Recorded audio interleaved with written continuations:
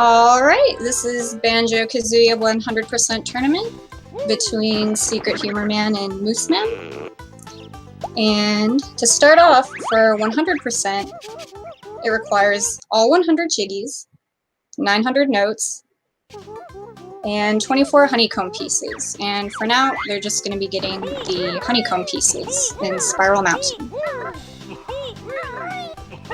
I'm pretty sure they both use Furnace Fun moves, which is a major glitch, which I'll explain a little more later. Got that first backflip, so that's good, first try. Because that one can be a bit tricky. Continuing to get the honeycomb cells.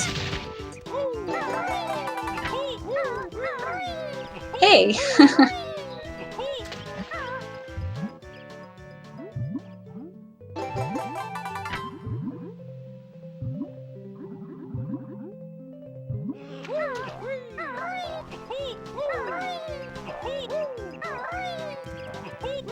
Yeah, but like I said, not too much going on.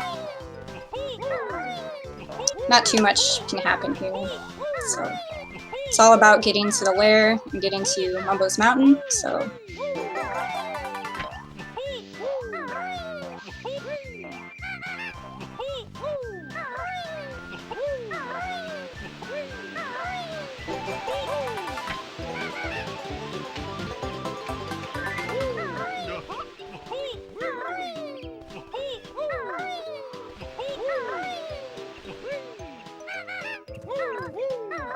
And we're going to get to a backflip, which is important to make because otherwise you end up talking to bottles and that wastes time.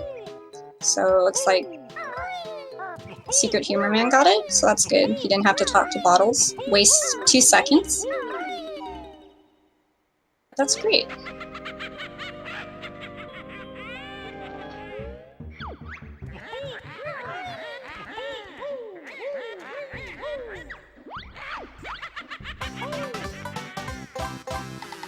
I got that first jiggy, gonna head into Mumbo's Mountain.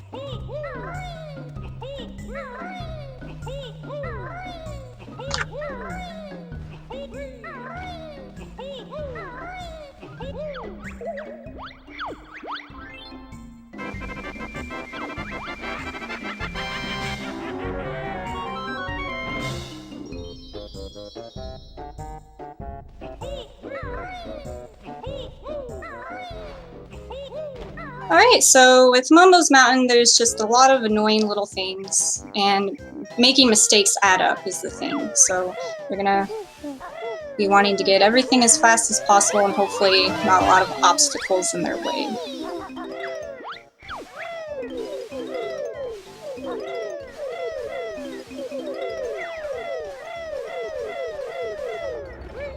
The first major thing in this level would be Ticker's Tower. That can cause a lot of trouble if you don't get it up very fast, so, or get up it very fast rather, but SecretHumorMan's entering it, and it's gonna be, yep, going through it in Talon Trot, as well as Mo05eman too.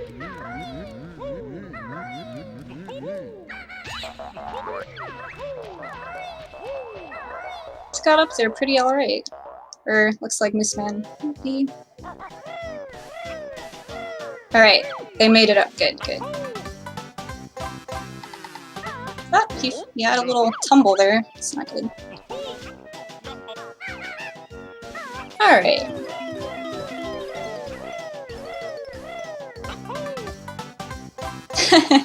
Yep, Ticker's Tower.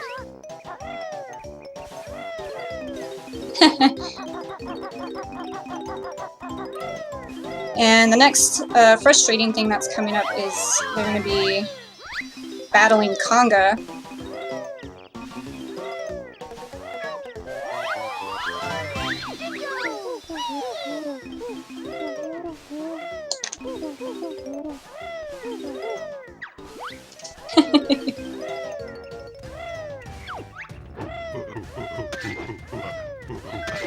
And yep, you want him to hit those orange panels, of course. Sometimes you have to hesitate because he won't throw them as fast. You just want to make sure he gets those.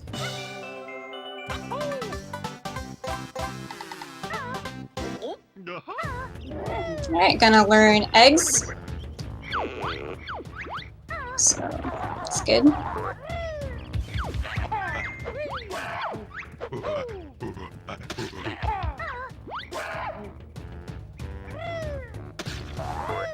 Hey.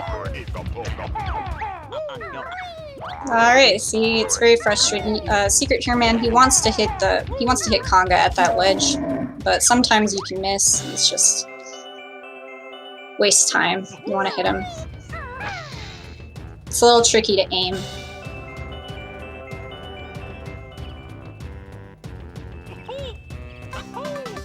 Alright, and then Mooseman just opts to defeat Conga right there. So that's good.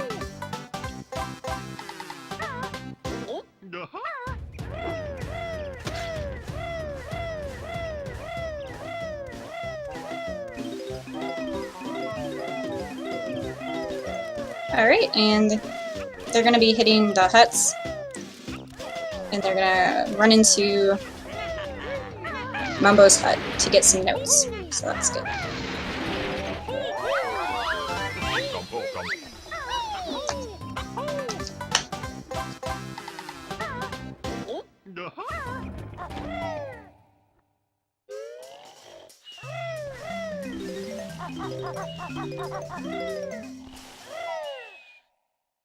Alright, and so SecretHumorMan's going to be shooting eggs into Juju, which, again, this is also very irritating when Juju doesn't cooperate. You want to get those in as fast as possible, get the honeycomb cell, and then get his Jiggy. So.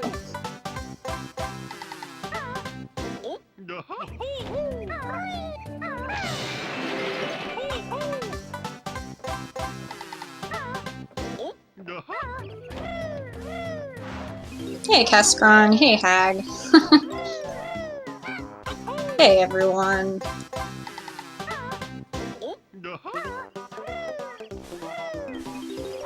SecretHumorMan's going to be getting that cell, and then the blue Jinjo. It's really important that he jumps into the water holding the Jiggy, otherwise Banjo dances. And that's 10 seconds, I think? It's a lot of time, so he got it, so that's great. You don't want to have Banjo do the 10-second long dance, because the dance is basically Banjo celebrating getting the last Jiggy. Or more of his normal dance, so. Right, SecretHumorMan's going to be doing Ticker's Tower, which is also takes a little practice. You know, gotta get those inputs in, but looks like he got it.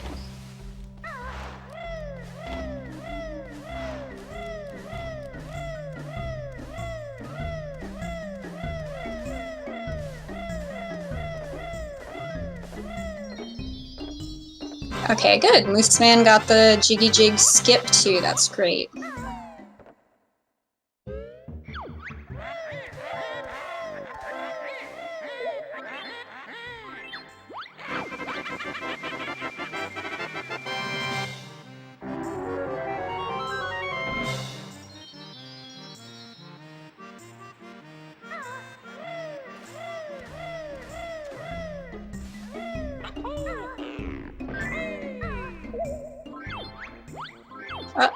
Yeah, see, it can be a little tricky. Mooseman almost got the Jiggy, but he's just a little too...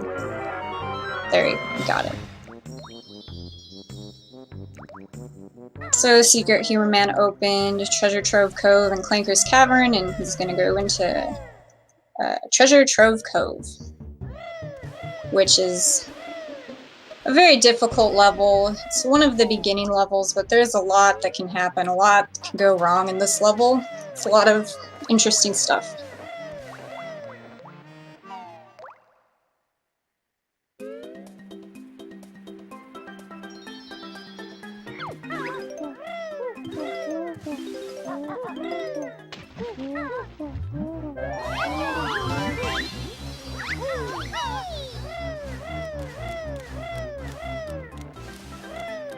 Alright, so they're gonna get Blubber's treasure.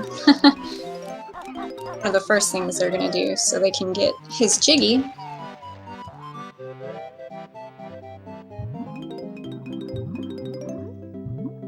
He doesn't have his gold, so he's crying about it.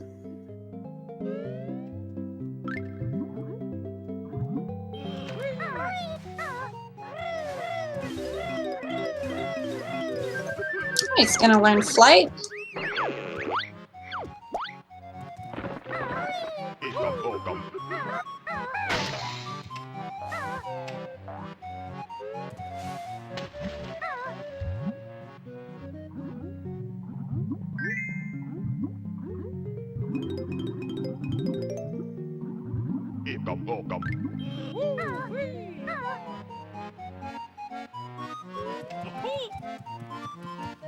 Yep, and you want Blubber to be standing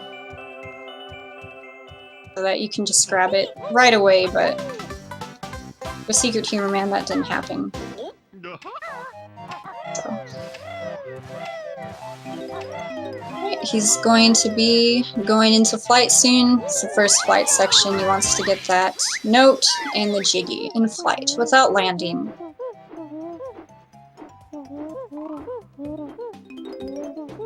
Okay, so he got that first note.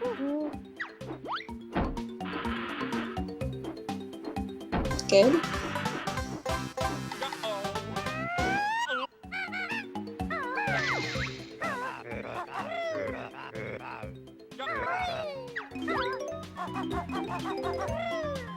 Yeah, Treasure Trove Cove has these flight sections that are very important, and that you collect everything in flight.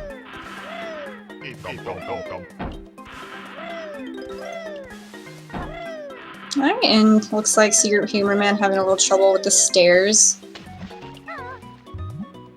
Like I said, frustrating. And it can also be laggy in that area, so...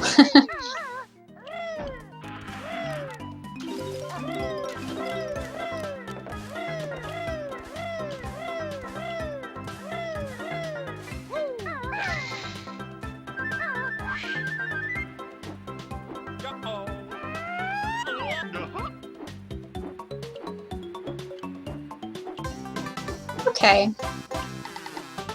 SecretHumorMan got in the alcove, got the Jiggy, and it looks like, meanwhile, Mooseman's got his flight section pretty well, so that's good.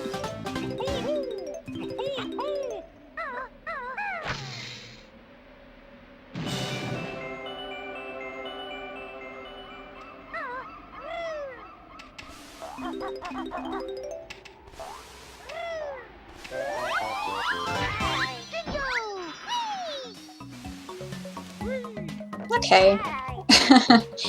Looks like SecretHumorMan took some damage there from that fall. He's gonna get this honeycomb cell. It's important you quick dive. Make sure you get down low to get it. So he's gonna be heading towards Nipper. So SecretHumorMan opts to do Nipper the casual way, which is okay, but you know. But there's a faster way of doing it, but he opts not to, which is alright, you know?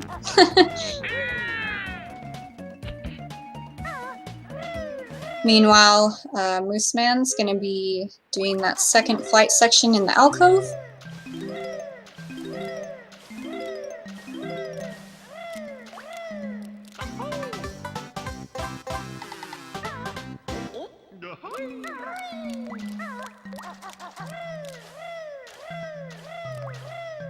Mooseman did.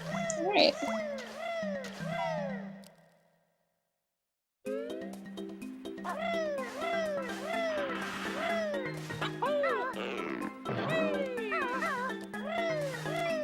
Alright, so they're going to be getting the rest of the notes. Make sure they hit all the X's, because that's a Jiggy after you hit all the X's.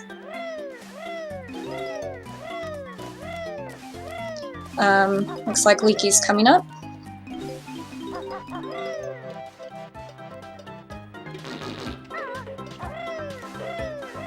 Okay, good. So instead of dropping down to Leaky, you can poop eggs from a certain spot. They'll drop down into Leaky and you don't have to drop down. It's pretty good. Saves time. SecretHumorMan's going into the third though can be very frustrating, obviously, as they all can be. So Jinjo, the pink Jinjo. Good.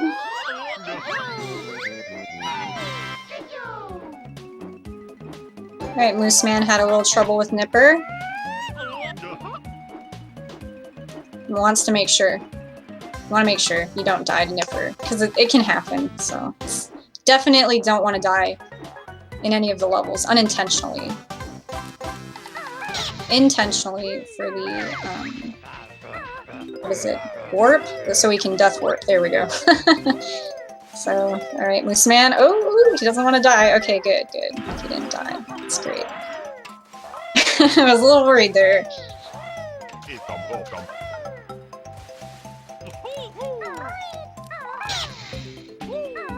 Yeah.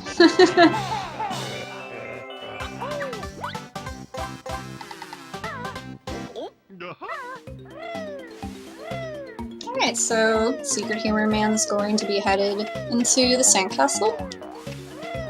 And after that, it's gonna, like I said, death warp out.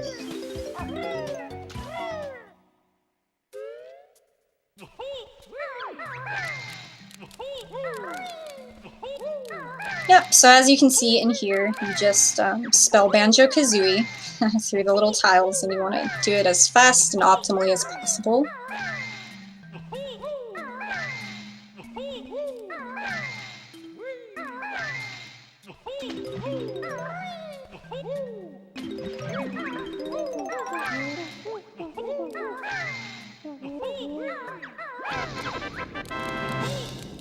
Alright, so let's make sure. You want to grab that Jiggy before you die, obviously. Yep, he got it. Alright, good. Alright, so SecretHumorMan is exiting Treasure Trove Cove, and he will be entering Clanker's Cavern soon.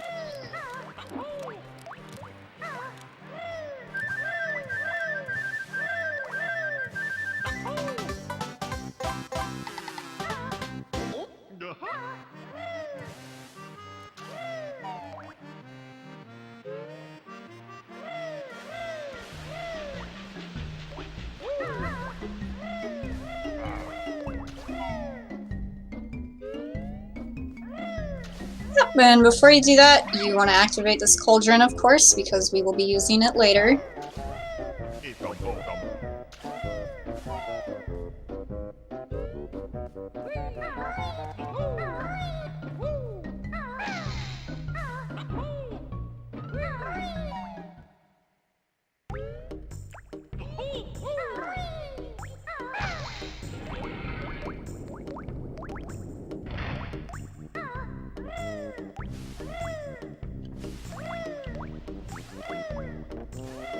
Alright, so SecretHumorMan's entering Clanker's Cavern, and this level relies on cycles. It is a cycle-based level.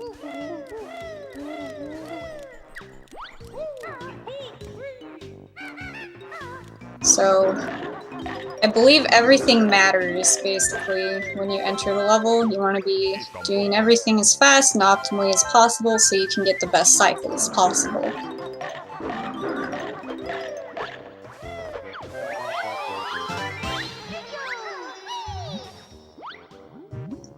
Alright, meanwhile, Mooseman will be death warping soon.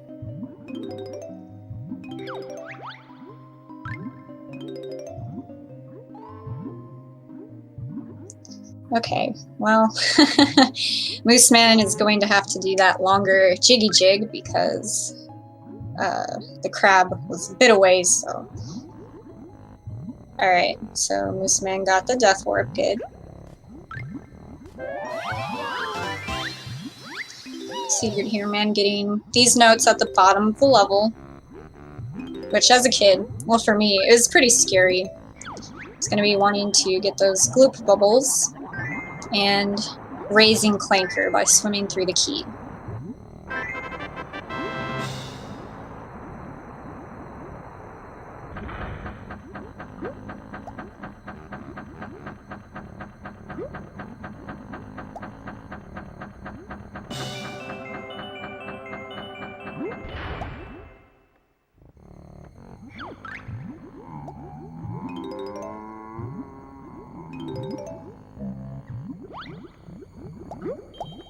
it's got the bubble. That's good.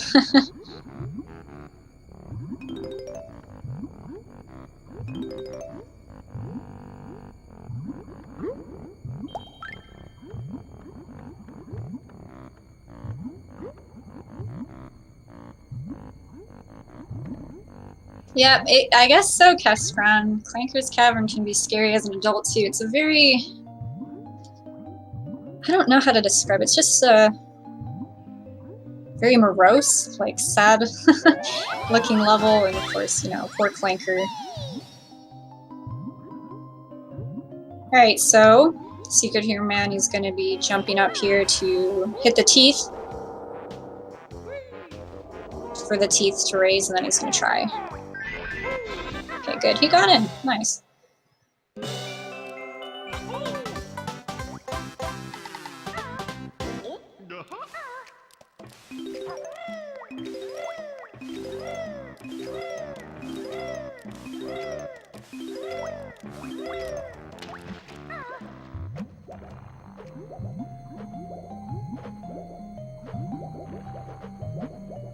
Alright, so SecretHumorMan is approaching the rings, and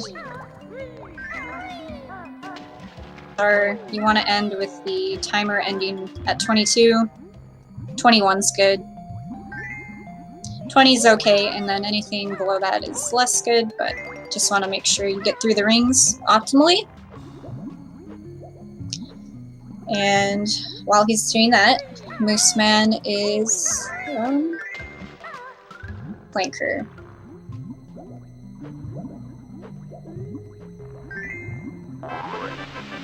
Alright, 19 rings. That's fine.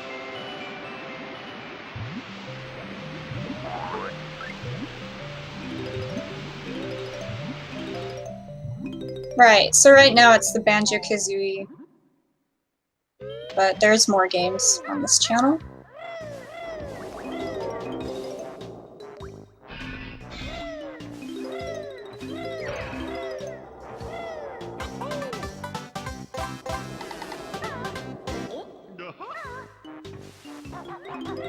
Alright, so SecretHumorMan going for the bolt jump. And he just missed it, so I hear it's difficult, can be inconsistent, but you do save time by grabbing that pole. So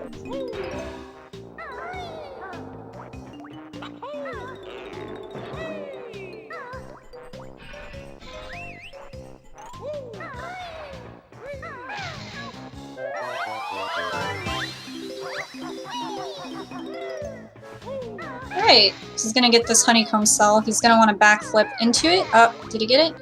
Oh, well, he ground pounded. I don't know if he got the actual honeycomb cell. Looks like he didn't, because it looks like he's going back for it. Yeah, you want to backflip, grab the honeycomb cell, and you're gonna backflip back up. That's what you want to do.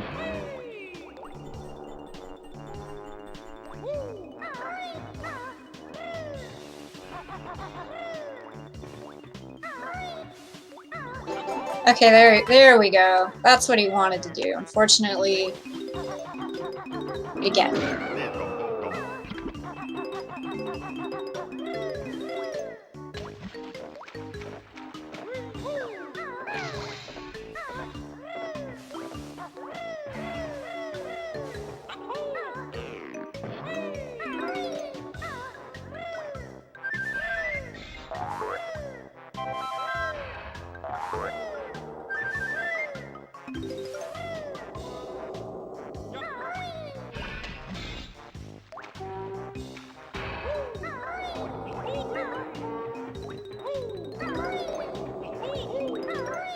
Alright, so SecretHumorMan's going inside Clanker.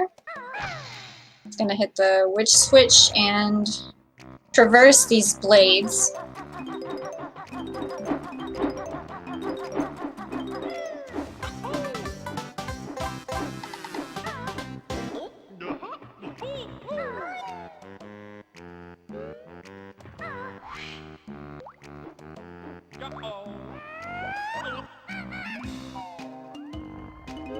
Alright, so now he's gonna learn gold feathers, and by walking on a particular seam of this room, he shouldn't get hit.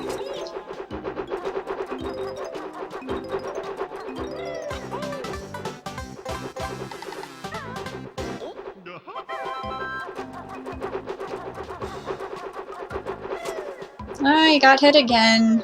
Yeah, but like I said, walking on that seam... Oh, Mooseman took a tumble. He's gonna have to go back up there for the notes.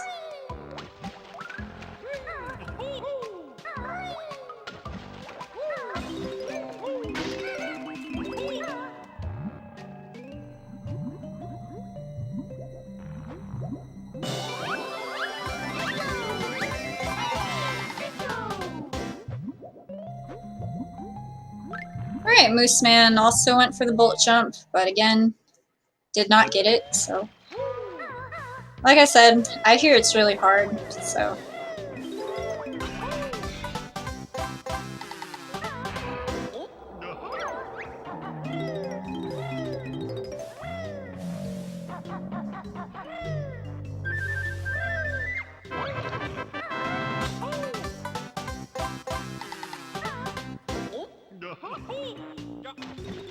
Alright, so SecretHumorMan will be entering the area with the snippets, which can cause problems if they do not cooperate. So, see how he does here.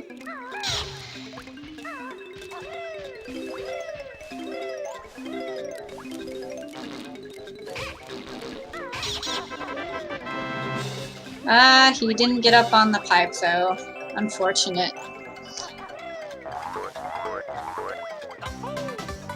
Right, but he almost done with this level though. That's one of the last things you do is snippets.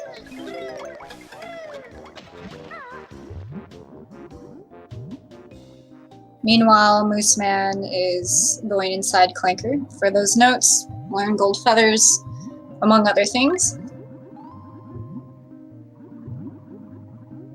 Oh, okay. There are two PBs, so SecretHumorMan's PB is 2:17.25, while Mooseman's PB is 2:33.21. Pretty sure those are both of their PBs. And whoever wins this round will be facing our Obliterator. So that's what's going on with this game.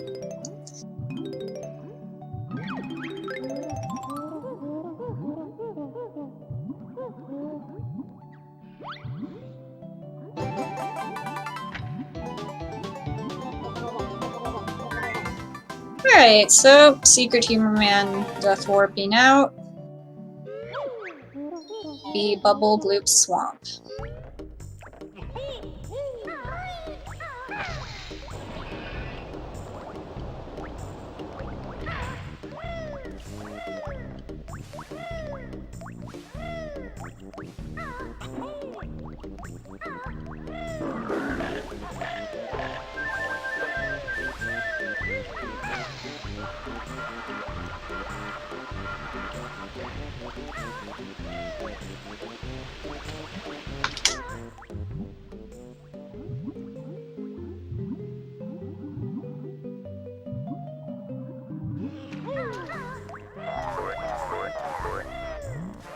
Right, so... You're right, about 15 or so minutes apart.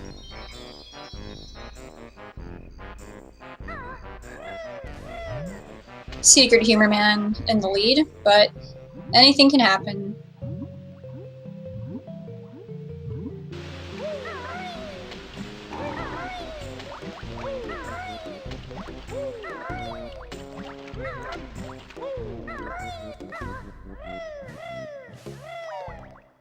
J-Flow, I am a runner. I haven't really run in quite a while, but yeah, I'm not in the tournament. PG Godfather, how's it going?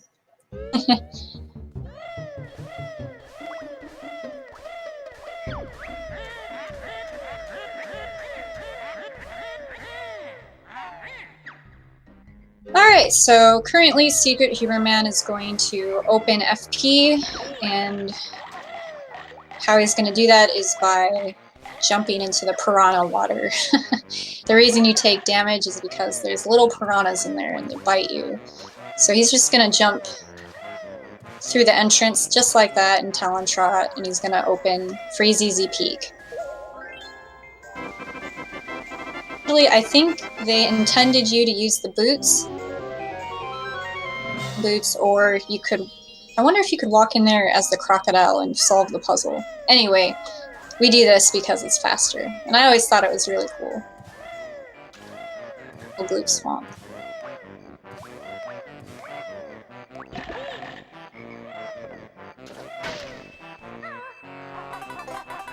Alright, yeah, and so SecretHumorMan had to get those, had to get the health really, because Bubble Gloop Swamp, you want to manage your health here, because you're going to be taking a lot of damage. Alright, and it looks like Mooseman just finished Clinker's Cavern, so he'll be entering.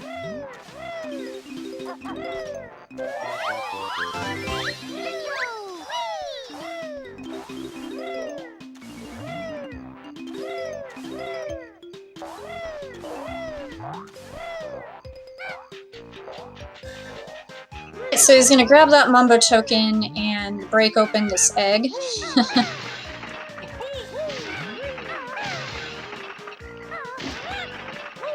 Use all kinds of moves to break the egg. Anyway.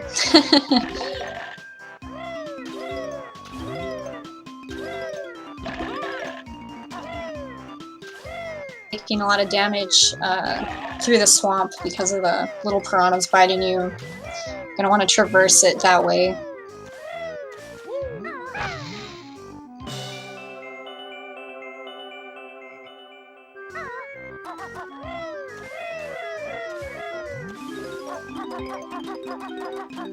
Alright, and then of course you have to activate the Croctuses. Another will appear. So that's what SecretHumorMan just did.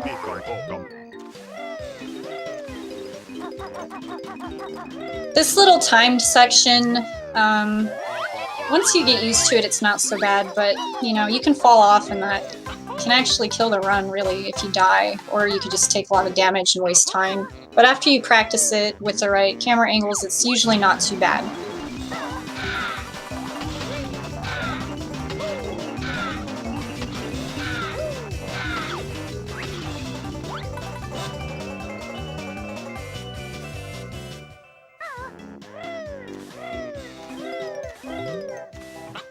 Alright, so SecretHumorMan is approaching the mud huts. He opts to not climb above them.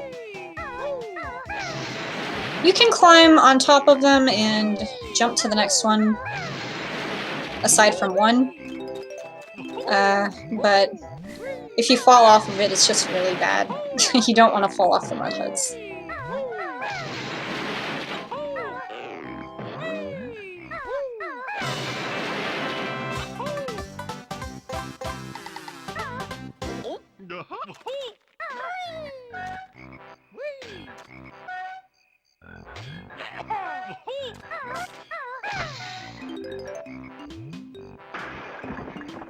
Alright, so here... Oh, yeah, the cutscenes for the Witch Switch and the Croctus unfortunately failed that. It can happen, but when done correctly it saves 7 or 8 seconds, I believe, because the cutscenes are playing at the same time instead of separately.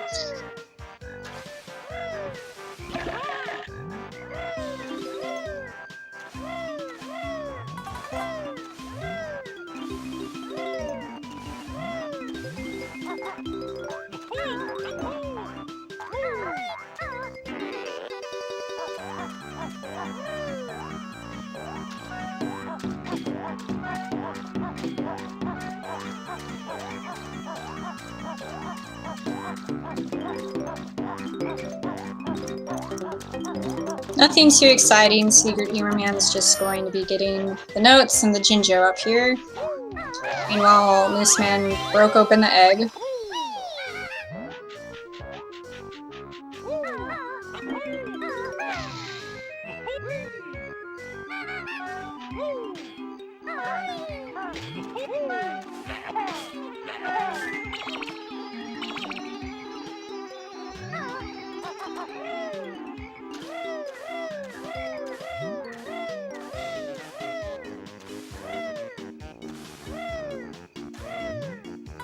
Alright, so this turtle, his name's Tank Top, and you're gonna ground pound all of his feet so that you can do a mini game with Tip Top.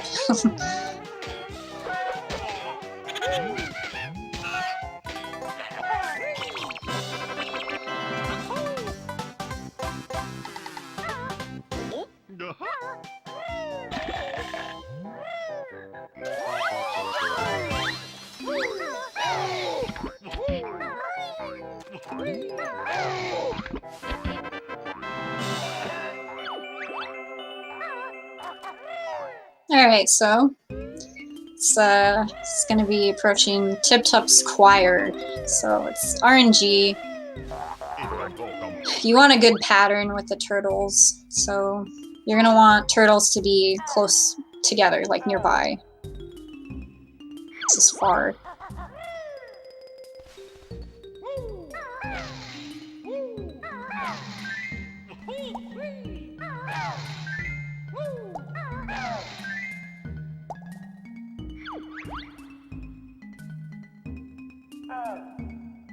Alright, and with Mooseman you saw him demonstrate how to jump up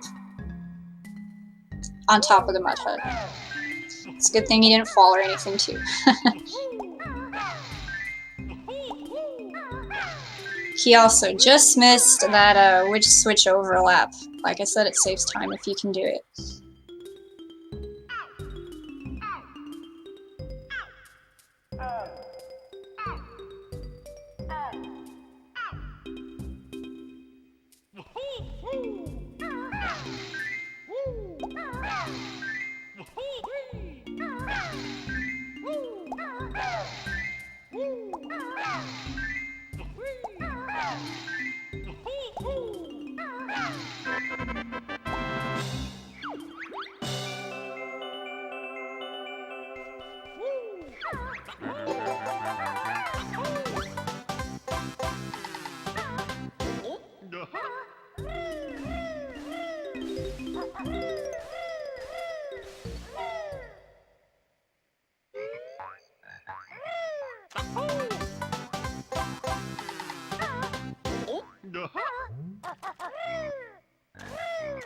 Alright, so now SecretHumorMan is going to make his way to a little maze.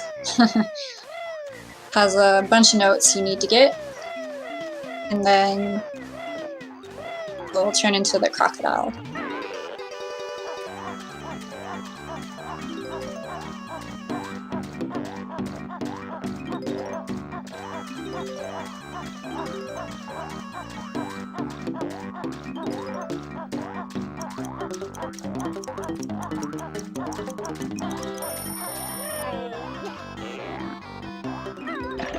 Yeah, so Tip Top is in Diddy Kong Racing. I didn't know that for a long time either.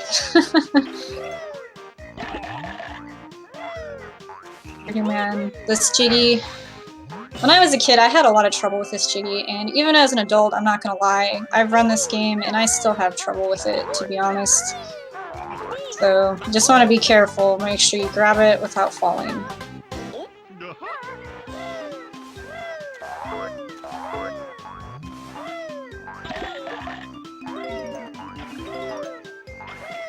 Mooseman is playing the Tip Top minigame.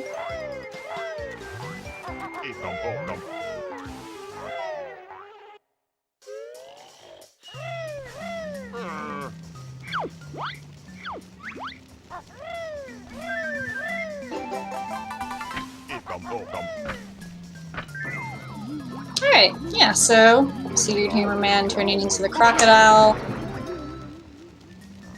vial soon.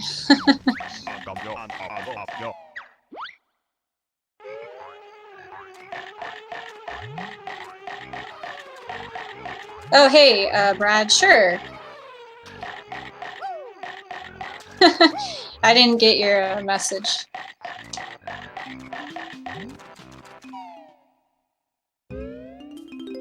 No problem, no problem. Alright, so, here we go. SecretHumorMan walking up to Mr. Vile, the greediest croc of all. And so, there's really nothing you can do here. It's just 3 minutes worth of battling Vile. But you're going to want to collect the collectibles while you're doing this minigame because there's really no reason not to. Is that you, obviously that you win the rounds. You don't want to lose to Mr. Vile, that's catastrophe.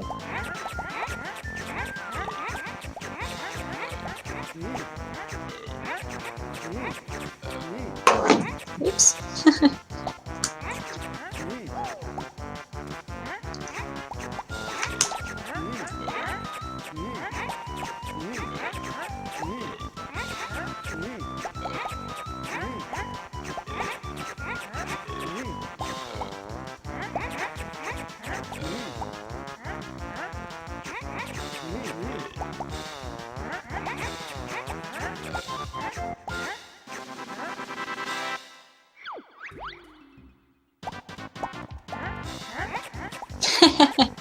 Yeah, I'm not gonna sing the Vile song, but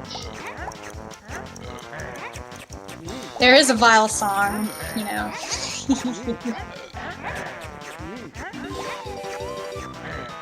Yeah, and because of, I mentioned earlier they're using Furnace Fun moves. Because of FFM, you have the speedy shoes here. So, losing here is harder than it used to be. Used to be you didn't have the speedy shoes, so now that you have the speedy shoes, it's a little more safer. A lot better.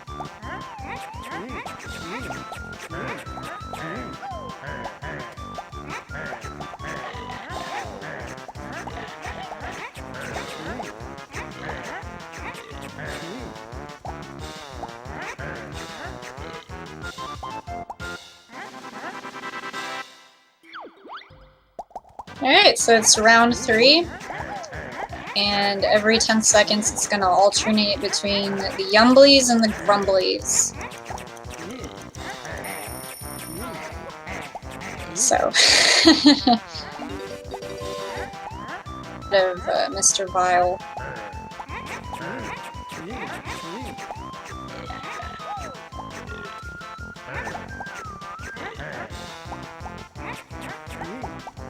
Alright, so soon be playing the Vile minigame.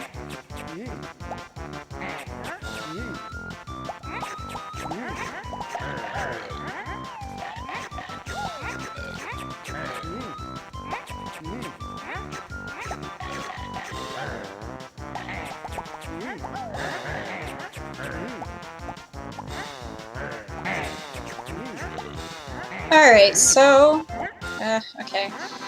SecretHumorMan got good RNG with Mr. Vile. You want him to be at the end of the match, so you can just get the jiggy and get out. Don't want him to be at the back of the room. That's not good.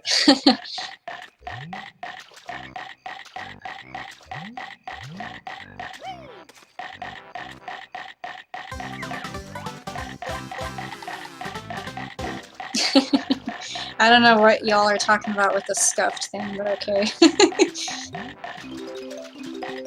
And yes, we would not want anyone's power to go out during a race. That would not be nice or good.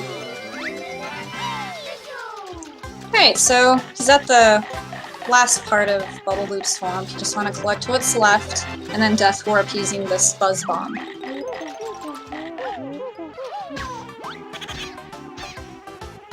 Alright, so he's out. Alright, so after Bubbleroot Swamp, he will be headed into Gobi's Valley after a few lair chores.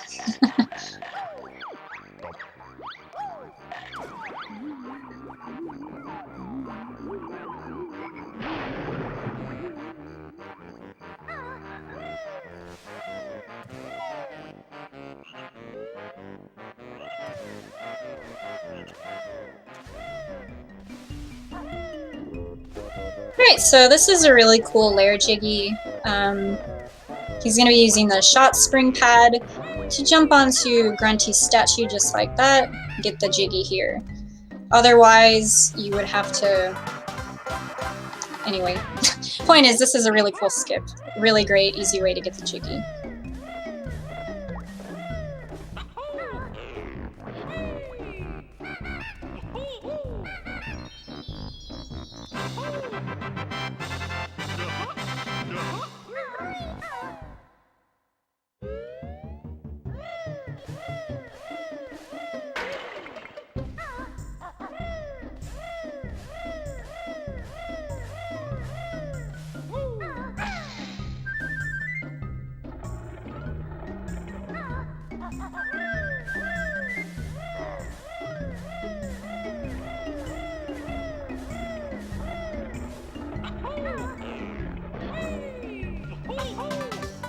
Alright, and again, a really cool skip. You can get the sarcophagus Jiggy by using the shot spring pad and rolling into it. You don't have to hit the witch switch in Gobi's Valley by doing that.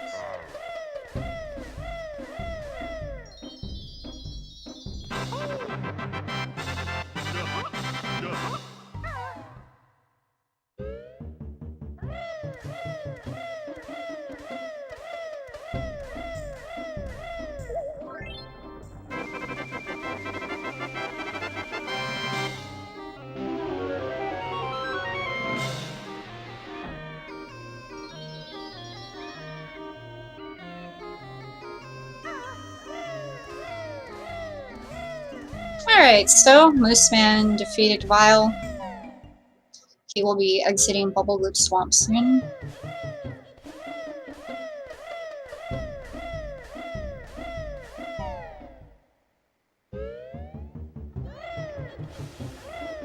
Valley. There's a lot of interesting, difficult things in this level for speedrunning. It can cause a lot of trouble. A lot of things can lose you a lot of time if they don't go well, so it can be bad, but Gobi's Valley.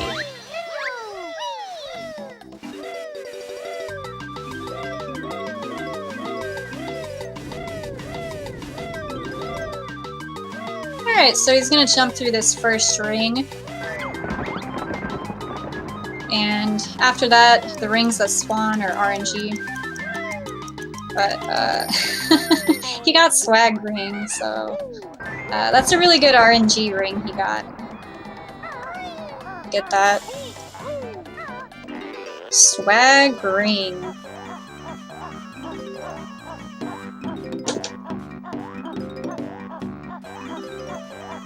Oh, sorry, Betos, so... they're using Furnace Fun moves, which is a glitch that allows them to have all of the moves starting in Mumbo's Mountain. So... Alright, so SecretHumorMan doesn't do Gobi Clip. You can do Gobi Clip. It's a little glitch you can do. It saves time. Clip into Sphinxy, basically. But yeah, he's gonna opt not to do that. Trick, anyway. Really inconsistent, but it does save time if you can get it.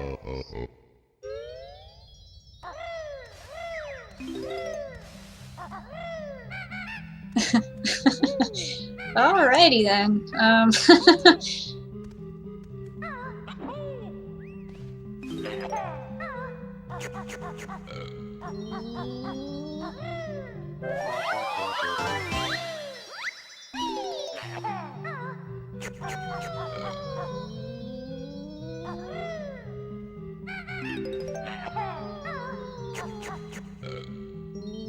Alright, so when he exits this pyramid, he's gonna want a specific camera angle so he can get the next ring without using flight or anything. He just wants to...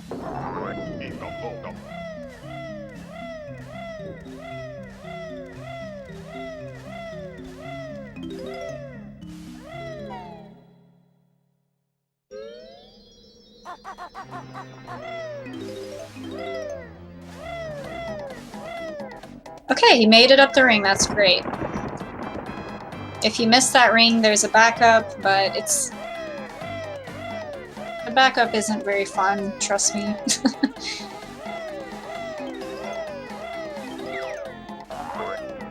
Alright, you're gonna... Well, he's gonna shoot eggs into... They're called the Ancient Ones, I believe. SecretHumorMan.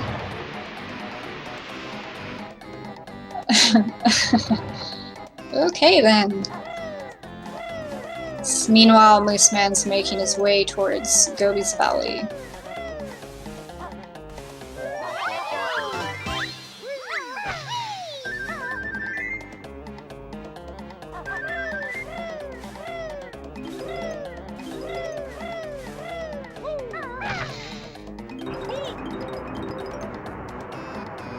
Alright, so he's gonna enter this pyramid to play the matching tile game.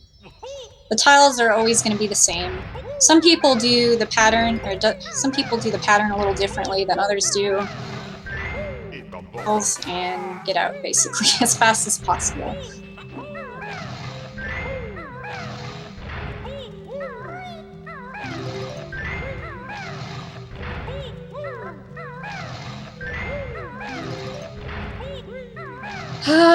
Let's just say I woke up and I was sick to my stomach. Anyways, yeah, so we got the Jiggy. Mooseman is going through the first ring. Good. Unfortunately, Mooseman didn't get swag ring. It's always good when you get swag ring.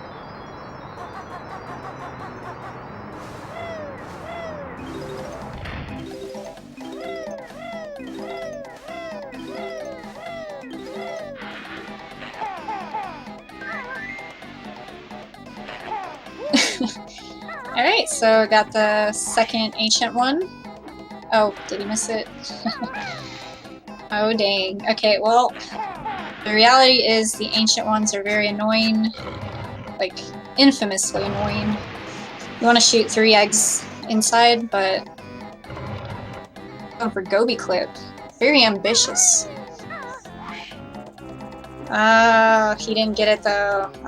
Unfortunate. But yeah, so he demonstrated how you would go about getting it. Unfortunately, he didn't get it. Alright, so he's gonna be trying to get this Grabba Jiggy. We all remember Grabba, right? Come on. He's mean. Alright, so he got it. Good, good.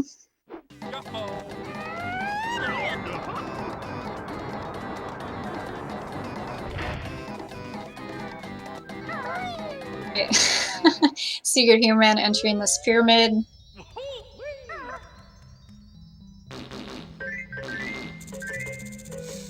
Wants to get 6 eggs inside, and a Jiggy, of course.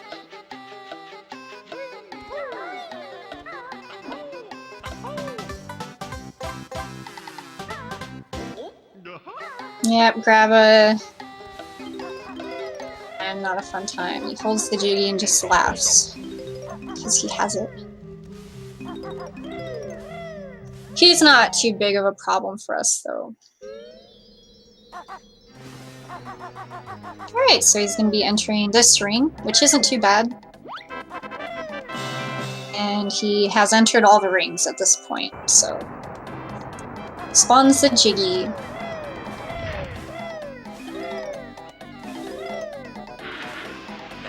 Last of the ancient ones. As I said, very annoying. Very annoying.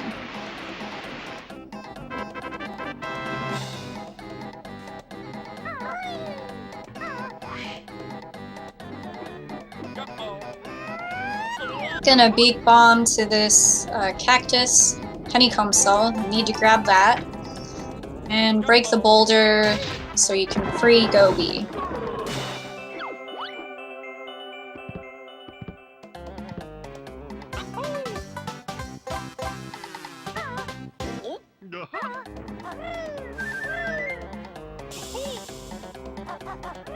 Alright, so Mooseman missed that second ring, and he's gonna be, looks like he's going for the backup.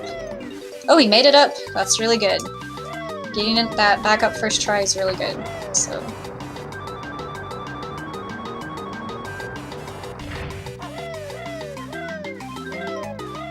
Hey, Smasher.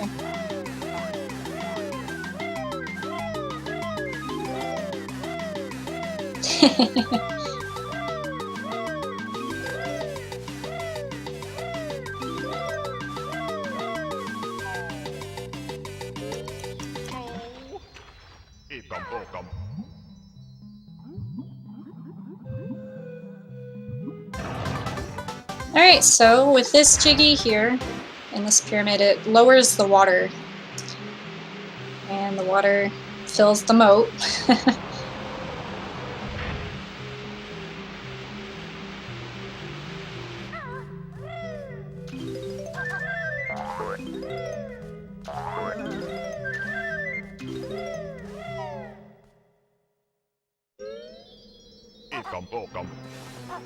Mooseman's doing the tile minigame.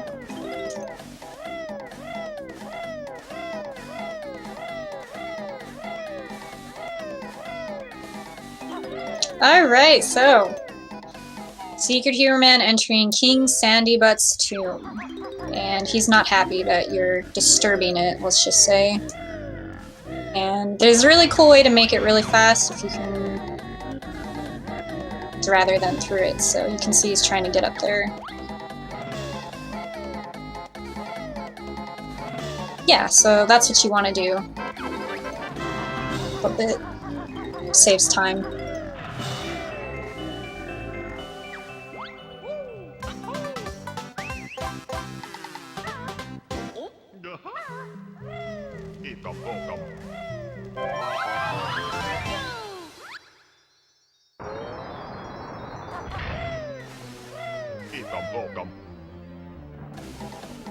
Alright, he's gonna be doing a little quick dive here. I didn't talk about quick dives, but they're a very interesting technical part of speedrunning Banjo-Kazooie. We use them quite frequently, so they're really cool too.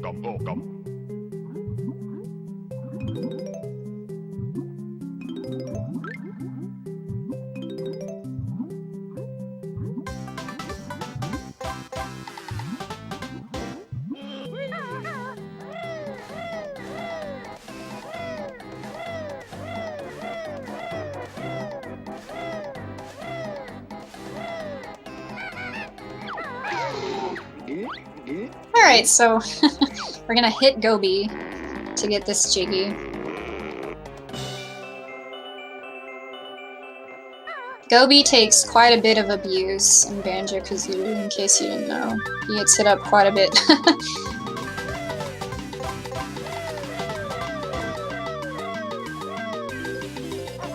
That grab a Jiggy, good. So, SecretHumorMan, he's going to be leaving shortly.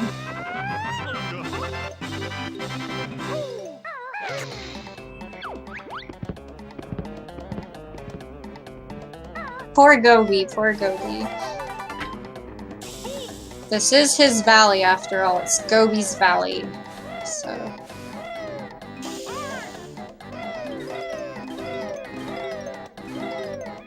Alright, so... Anyway, you're just gonna collect these last notes and Death Warp out.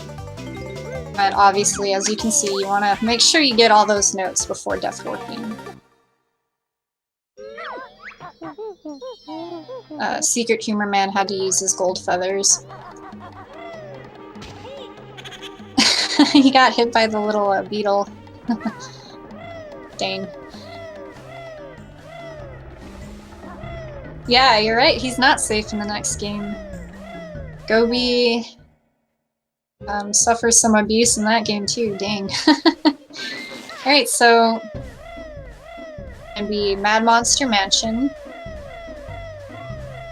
So he's gonna traverse the lair so he can open it.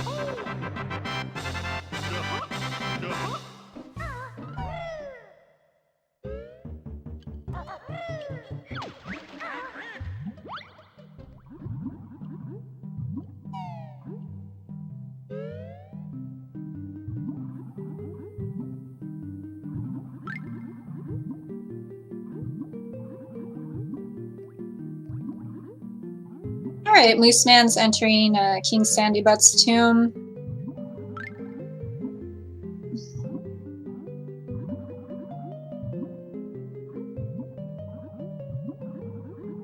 Alright, that's good. He made it up there. He's gonna turn the camera so he can...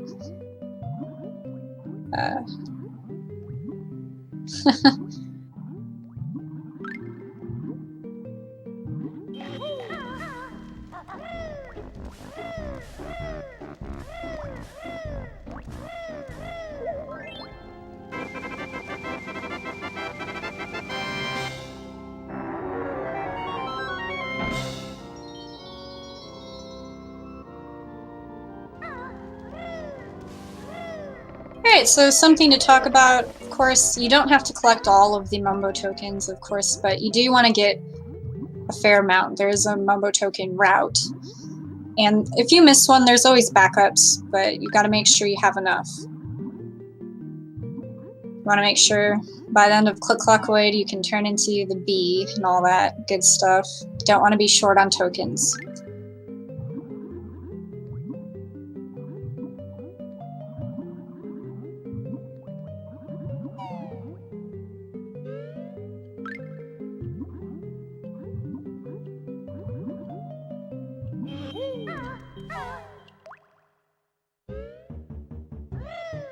You know, I could be wrong, but I think Mooseman might be using a different route than Secret does for Gobi's Valley. I could be wrong. I'm pretty sure this is a different route.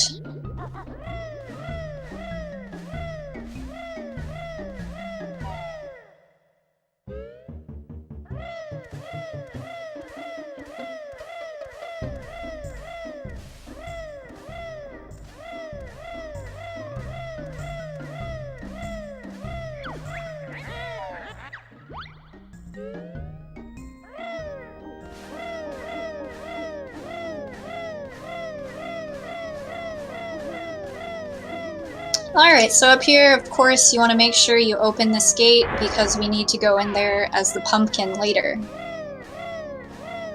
So, yep, make sure you open that gate. SecretHumorMan will be entering Mad Monster Mansion.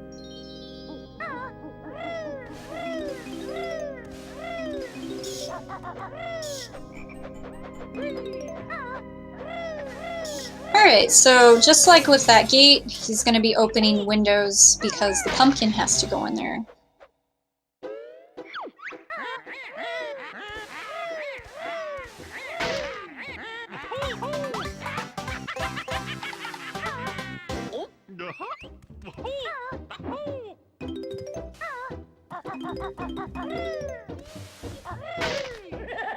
As far as I know, I've been trying to watch both of the runners. I don't think anything terrible happened to Mooseman, but as I said before, SecretHumorMan, he has a 217.25, and Mooseman has a 233. Hopefully I didn't miss anything. I think nothing terrible has happened to him, Mooseman, that is.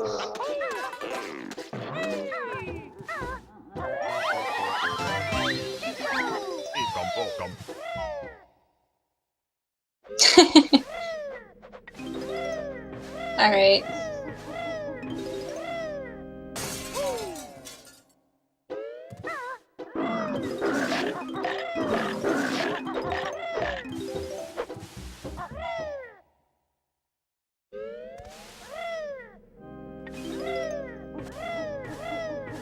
You want to be a little careful on top of the mansion, of course, because falling is a costly thing. You don't want to fall off the mansion.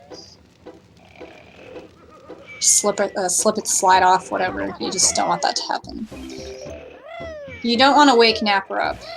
If you fall on the floor or whatever, you'll wake Napper up, and that wastes a lot of time. Do not wake Napper up. Luckily, SecretHumorMan did not. So good.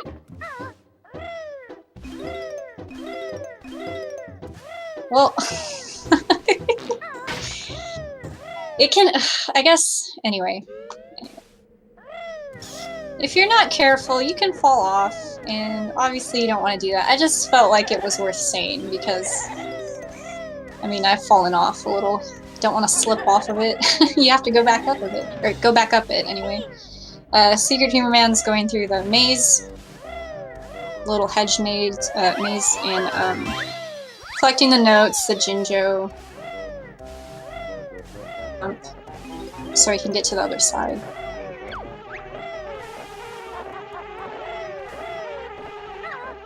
Alright, so he got it. He's gonna be doing the pots right now. Not much to say about him, you just want to do him as fast as possible. Don't want to get errors or miss it too many times.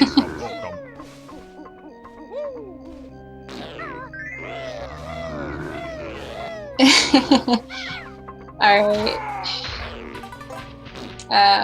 Looks like Moose-man's gonna be opening up the Mad Monster Mansion, and we'll be entering it in a little bit. Gate, because you're gonna be going to the church later. Be doing the little tumbler minigame. Tumbler, whatever. It's just like, you know, you're gonna spell Banjo-Kazooie. Somebody pointed out to me that it's a Ouija board, and I hadn't realized that. Yeah, so.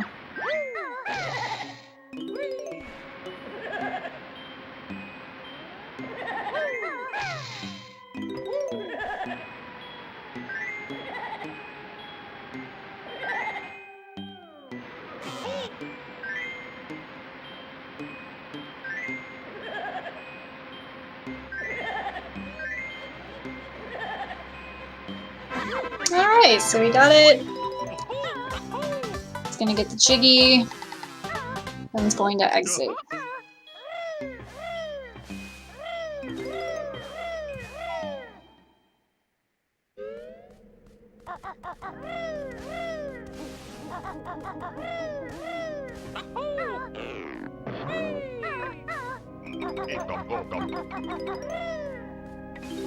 Yep.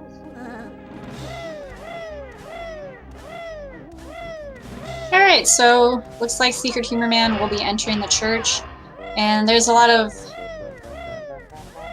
in there. There's the ghosts, which can cause a lot of trouble. Things like that. Yeah. Alright, cool. He got the Blue Jinjo dance skip. It's really nice when you can get it. Otherwise, you know, he's gonna just do his little dance and that wastes time. Let's not... We don't want Banjo to dance if we can help it. We just want to get the jiggies and go.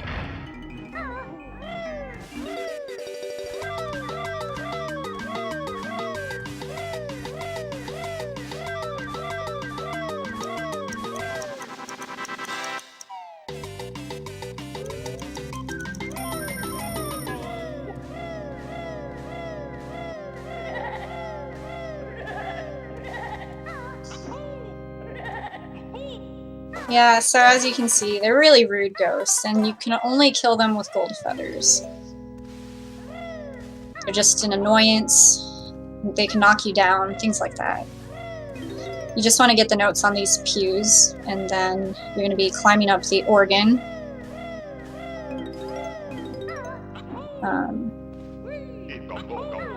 Yeah, so... Alright, so he's always gonna play the same tune, it's always gonna be the same pattern. For me to memorize it, it took me a long time, but he's always gonna play the same pattern, and you can play it faster than he can, so just get ahead of him.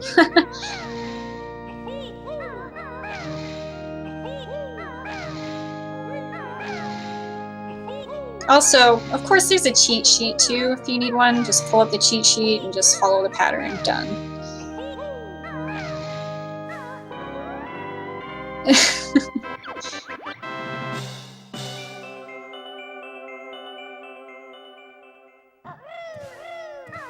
And keep in mind, in case you haven't realized, it's an organ, it's not a piano. That's a Furnace Fun question, so it's an organ. Alright.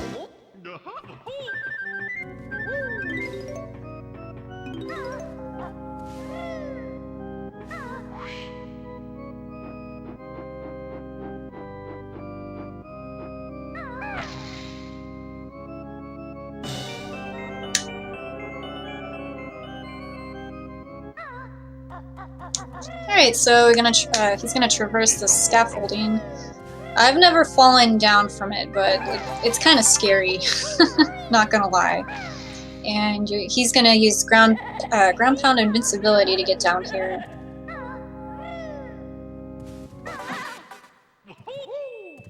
You can fall and damage cancel off the queue as well. With the ground pound invincibility, you don't want to land on top of the ghost because you'll die. You'll actually die, and that's pretty much run over. That's just a warning if you want to do ground pound invincibility. It's just something to keep in mind.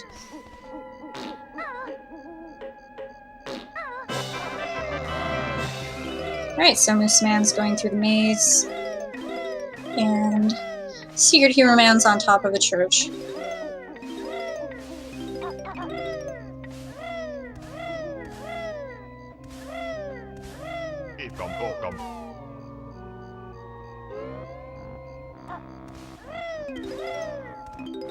Looks like people are just having a grand old time in the chat, but you know, grand old time, so. Oh, he wants to make sure he gets that note. Oh, he fell. That's not good. He's gonna have to go all the way back in just to get that note.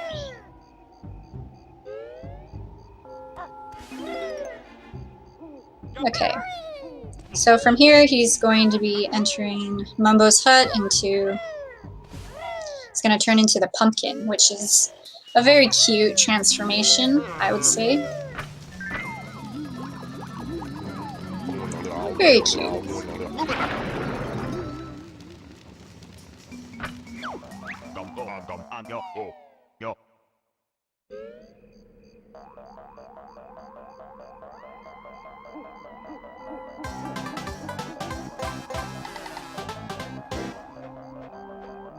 And of course, like I said, it's good to collect the Jiggies either as a transformation, either by swimming or flying, because it skips Banjo dancing. And him dancing is about 4 seconds. So it adds up by skipping those little dances.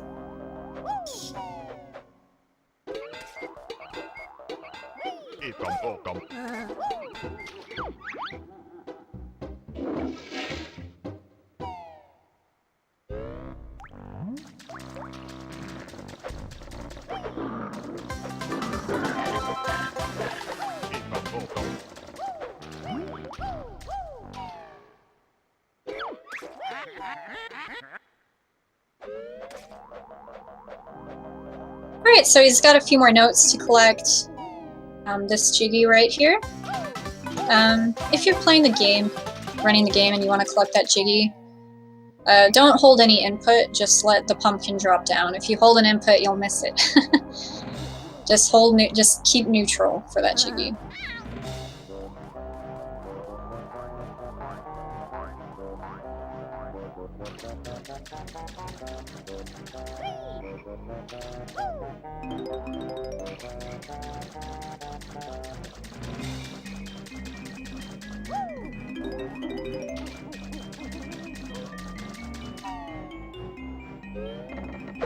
Alright, so he's entering the well.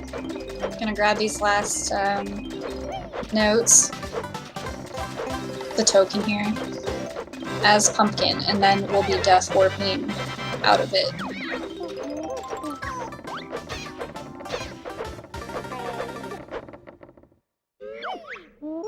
Alright, so that was Mad Monster Mansion. He will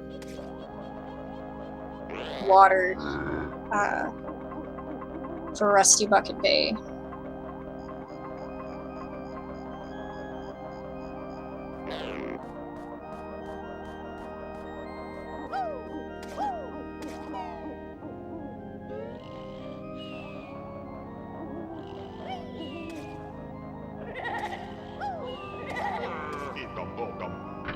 Transform back and just hit that layer, or what am I trying to say, that layer switch to raise the water.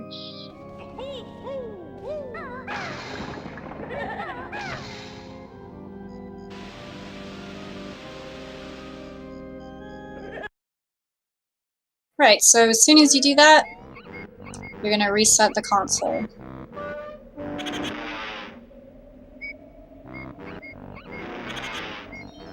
You enter your file and traverse to Freezy Peak. So that's, the reset is in the route, so.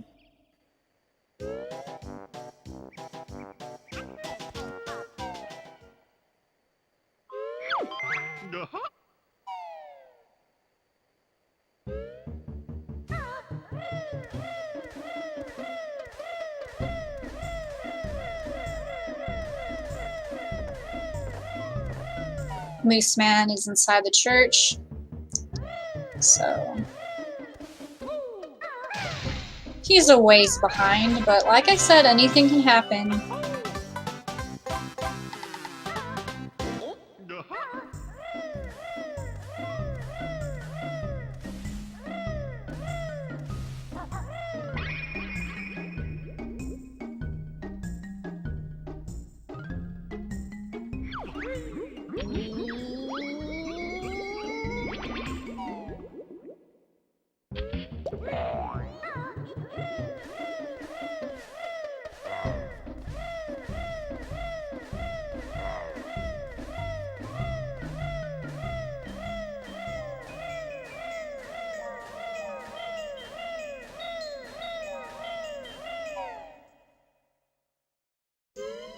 Alright, so entering Freezy Peak. There's a few interesting things in this level, and of course, like any other, there are things that can go wrong. It's gonna be, first thing he's gonna do is the Twinklies minigame, which we don't really have to do, as you'll see. We hit the first muncher, and since they're not on screen anymore, really, they're not even there, so you can just stand here and let the game play itself, basically. It's a nice little break.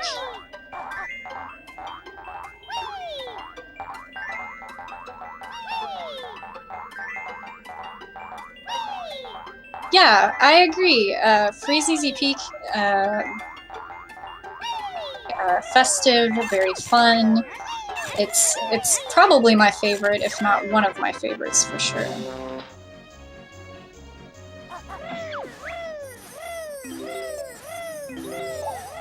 Alright, so he did Twinklies, he's gonna hit the switch. The star here.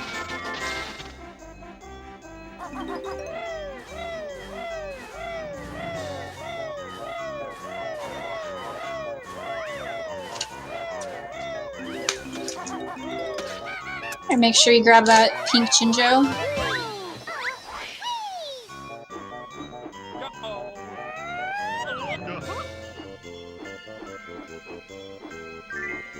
Alright, so the star, SecretHumorMan opting to do a very safe way to do the star. You can do, it's called Yellow Star, where you beak bomb straight into the star, and then flutter through it and ground pound. It basically gets all of the fly-throughs or what have you, so Yellow Star is just a really fast way of doing it, but if you mess it up, it's not good, so you're gonna get, it's gonna try to get that pipe jiggy. His beak bomb didn't hit it, so it just has to fly through it.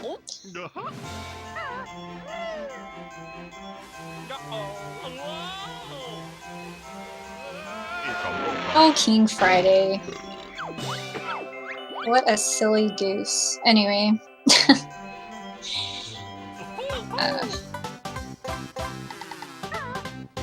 Make sure you hit Boggy, because we're gonna race them later. Boggy races are a lot of fun, so...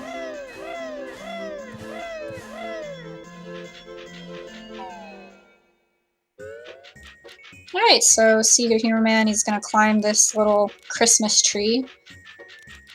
He's gonna get the Jiggy, and then the 12 notes underneath.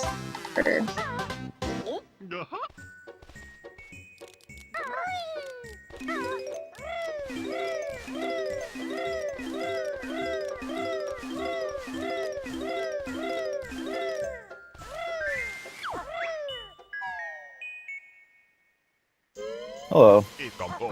Hey, what's going on? Not much. Finished eating dinner. Alright, alright. I'm Hyper Resonance for those in the chat. Also known as Brad, in case anybody didn't know. One of the few people in the community that almost exclusively goes by that.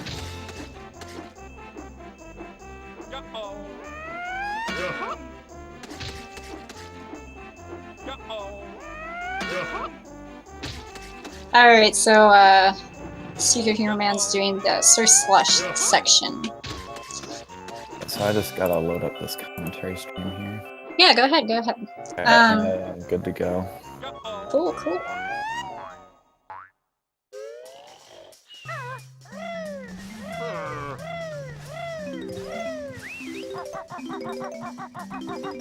So Mooseman did an interesting route choice there. He climbed over the hedges instead of going through the courtyard area. Huh.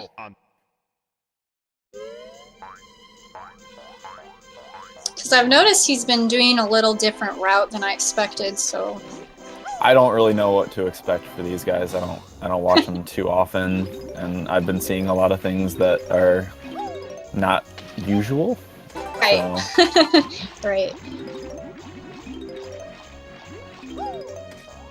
So Secret coming up to the first Boggy race. Yes. And he's going to try to collect as much stuff as he can during the race. There's a strat that you can do to get all of the notes on the right leg here. Right. I'm guessing he's probably not going to go for it because it's pretty risky. Right. Oh, okay. Nope, All he right. decided to go for the one note. Alright. Jump back. He doesn't like the risky things, but you can't really blame him, but... Not during a tournament race, especially. Of course.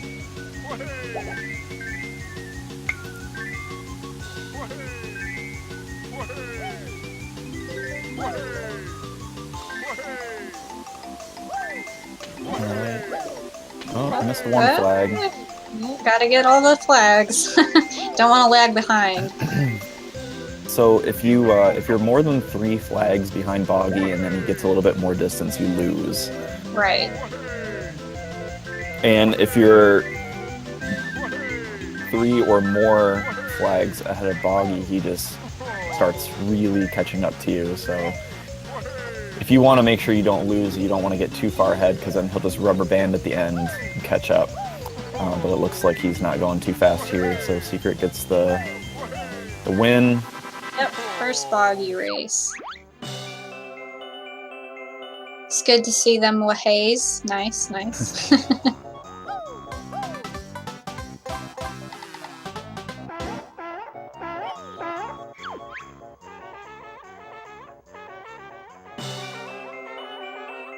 And Secret's like a half a level ahead, but you know, this is anyone's race really still. One death could mean the lead for the next person. Definitely, definitely.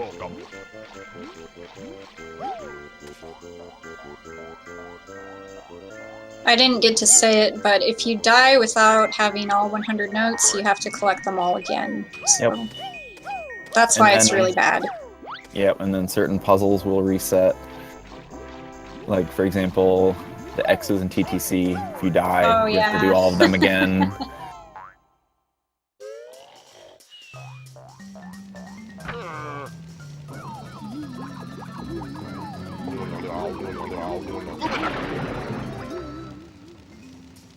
Mooseman went for those feathers there, although he has, like, a lot. He has 35. Yeah, he wants to be up on those resources, I guess. I don't know. Just, you know, a little swag backflip for Boggy before he continues on here. Okay.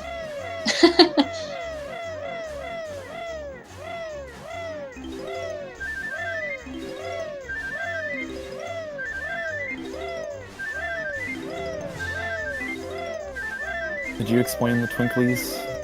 Yes. Okay, cool. Yes.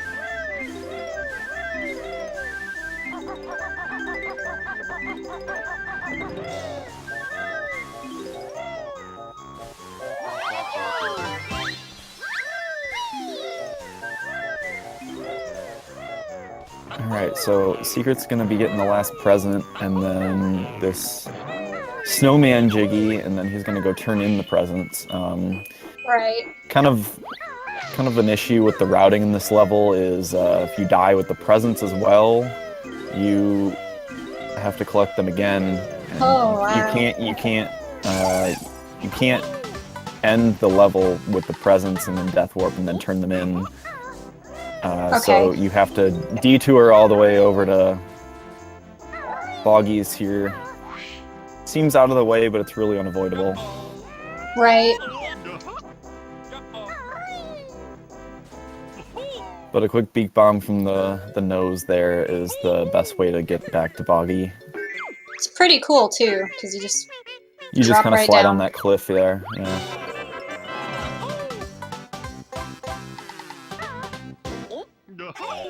Alright, let's see if Mooseman goes for YOLO Star. I'm willing to bet he doesn't. Nope. Right. Oh, he's just taking it nice and easy here. Yep. Yep.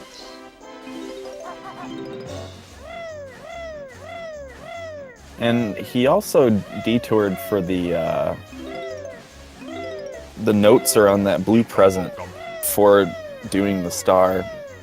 I guess he just doesn't want to go for that during the race. Okay. And Secret wants to get at 5 health here, because after this race, we're going to do a death warp in Waza's cave. Yes, and it 5 requires health is the perfect number for that. Alright, you got the pipe Jiggy, had to get the dance. Now, Secret's going to... he already got all the left leg notes, so doesn't have to worry about possibly losing the race here. Yep.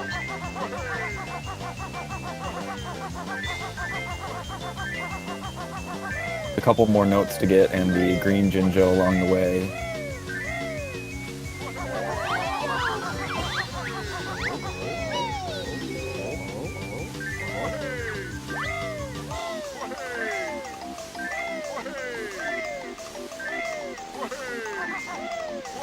Alright. Boggy's not going to be rubber banding here, looks like, so... Right, shouldn't Secret be too should bad. get the easy win on second race. Alright. And he's almost done with his easy peak.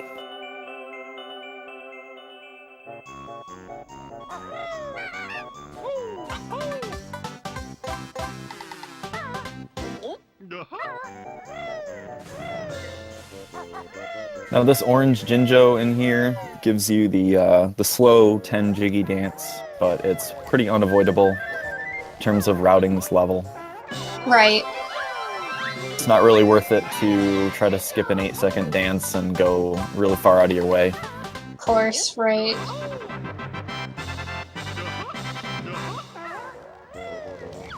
And if you hit this water in Talent Trot, you actually sink and you can swim in this little tunnel.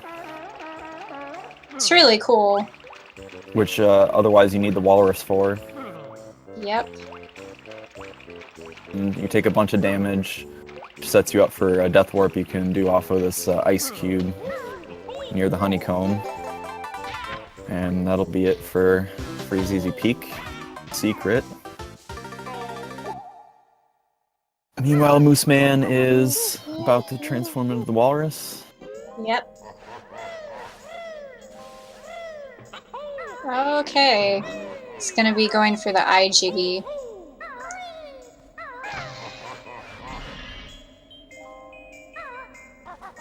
This whole flying section, he's gonna try to stay in flight while getting the Mad Monster and Freeze Easy Peak Witch Switch Jiggies. Yes. And I think, yeah, Secret goes for the Freeze Easy Peak one first, and then ends on the eye. You know, I've never seen anyone else do that. I guess if you're just not confident in it, then you don't. He just doesn't want to risk losing like 45 seconds. Gotcha. That's fine. All right.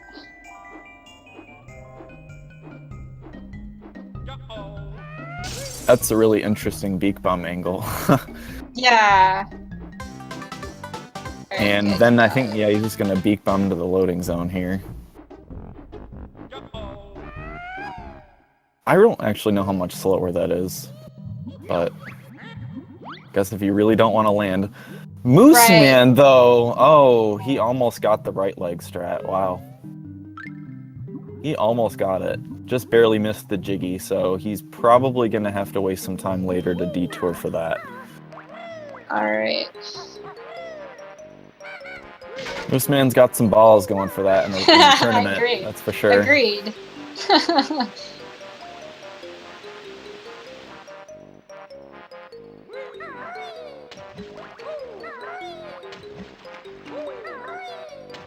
He just barely missed that note, but that's okay, he can get his banjo. Yes.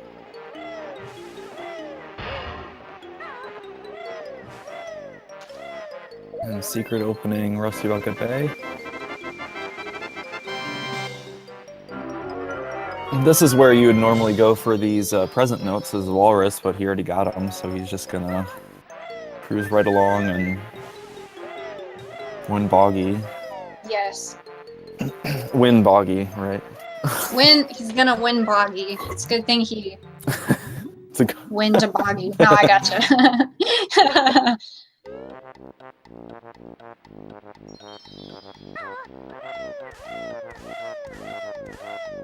Alright, so with Rusty Bucket Bay can be very treacherous, particularly the engine room, which will come up shortly. This first room is really annoying. Camera is locked. The angles are really hard to make these jumps. And these chomp guys can hit you, but he did it kind of an interesting way and didn't take too long, so not too bad. Right.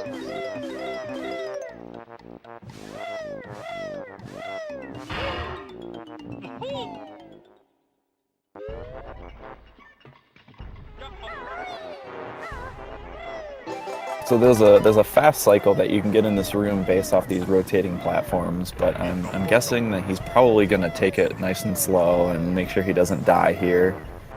Most likely, yes. Okay. Guy didn't get in his way. That's always a good sign.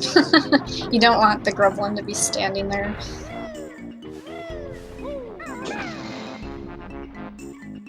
Now after you get hit, you have some invincibility frames, so Secret is going to use those to get through these fans. Yes. Alright, got through the first one. Good, good.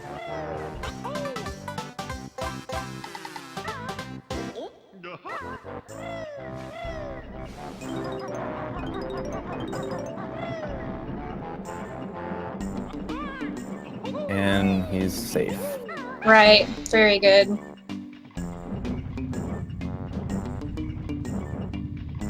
And if you approach this glass here at a certain angle, you can just clip right through the wall.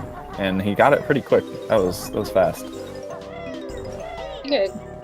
He is at 3 health though, which is a little scary. Right, because with all the Champas, you know, they take 2 health instead of 1. Which, the chomp enemies are interesting because they have a biting animation that does the 2 damage, and then after that is done, if you just touch them normally, it still only does the 1.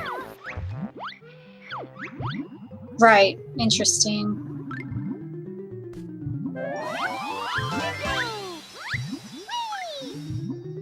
And Secret's got plenty of time because he got the clip so fast that he can get this propeller jiggy before they turn back on. Right, definitely. Mooseman turning in the presents. And Secret detouring a little bit there so he doesn't drown. The oil Right, taking the away toxic water. yeah, double speed there. Yep. Doesn't want to mess around with these chomps. It's yeah, he that was probably a good idea. Didn't want to be at 3 health. Yeah.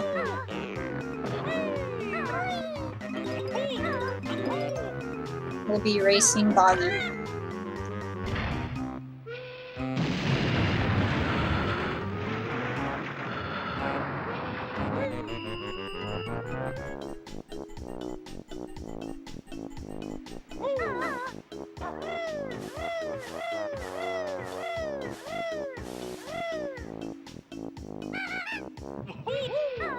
Yeah, so you just rat-a-tat wrap to the witch switch, and normally it's not too bad. Oh, And no! Mooseman lost the race, going for No! the left leg.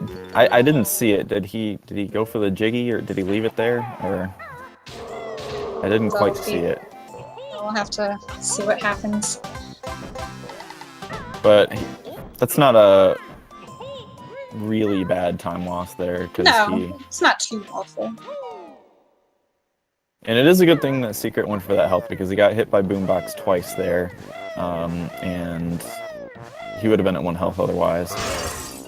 Something that he tried going for, but missed it, is called a damage cancel. If you actually get hit at the same time that you touch a jiggy, you just completely skip the dance. But the timing is really strict, and he missed it there.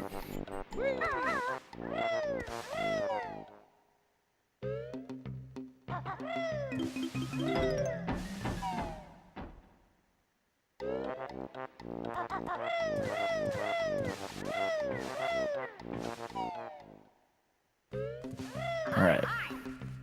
Mooseman is safe, you won the race. Right. Yeah, so in this locker room, I know SecretHumorMan, he doesn't go for that token, so he does it a bit differently than normal. Oh, he's struggling a little bit on the top there. Right. I don't actually know what he does in this room, let's see.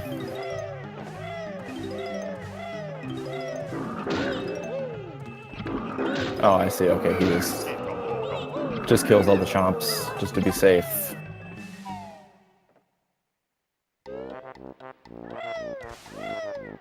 Now, if you, you talk about slope glitch, right? Actually, I didn't get to, so you can go ahead and take it. Okay, so slope glitch, if your shadow touches flat ground, it actually resets this internal timer in the game, where you have about 1 second before you slide down a slope. So if you're crossing the slope and you touch your shadow over flat ground, it resets it, and then you can keep going. And if you use that on those slopes on the side, you can actually cross without touching the water at all. But it requires some tricky movement. And Secret opting to not go for lifeboat jump. You can jump over from the crane directly onto the lifeboat on the side of the boat, but the jump is really tight, and if you miss it, you lose like 30 seconds. So you just decide to not go for it. Yep.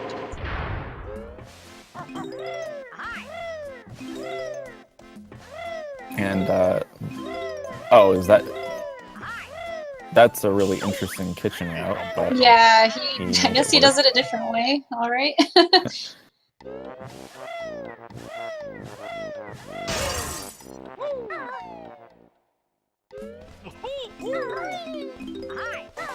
Alright, using the gold feathers here to just kill everything. Right. If you're low health in this room, you'll probably want to kill the enemies.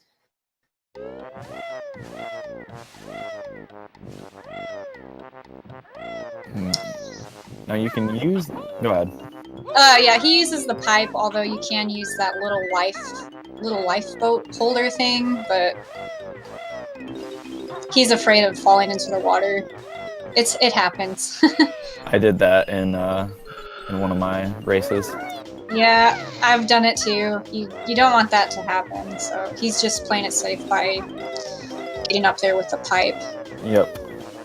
So that part right there where he was climbing the smokestacks kind of gets a little bit laggy.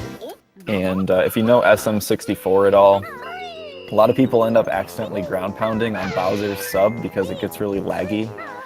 And a way that you can avoid that is when you're climbing ladders, if you just hold the Z button, it doesn't actually affect anything.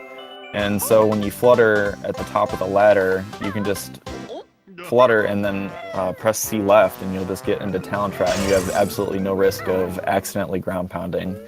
Okay. So that's a little trick that people can use. Nice. So... Man making his way into the puzzle. So I was gonna ask you, Brad, for that navigation room, is there really a chance you can soft lock in there? There is some really weird thing in that room with like the enemies, and if you get hit Right. in a certain way, like a few people have crashed the game somehow. I'm not really sure why that happens. Right, I just figured I'd ask. I've never seen it, but I've heard people say it's happened to them, etc. So. I think it's happened to Martin. I think he has a highlight of it. It's happened to a couple other people too. Them seaman grublins. So, Secret heading into the anchor room, which Yes. I actually died in here last time. Hopefully Yeah, he's okay. I saw you die in it, dude. Not good. So he's gonna make sure he gets these 100 notes. Right. And he doesn't have to collect any again if he dies. Right. Freeing Snorkel. And Mooseman heading into engine room, so he's still within a level of Secret. Right. And he made it through anchor room just fine. He's got plenty of health. 3 health here is pretty good. You can take one hit in the next room and be set up for a death warp. Yes. You want to talk about the Jinjo skip? Uh-oh, Mooseman just fell in engine room. That's unfortunate. I think he was kind of mashing A and just kind of got a short jump there.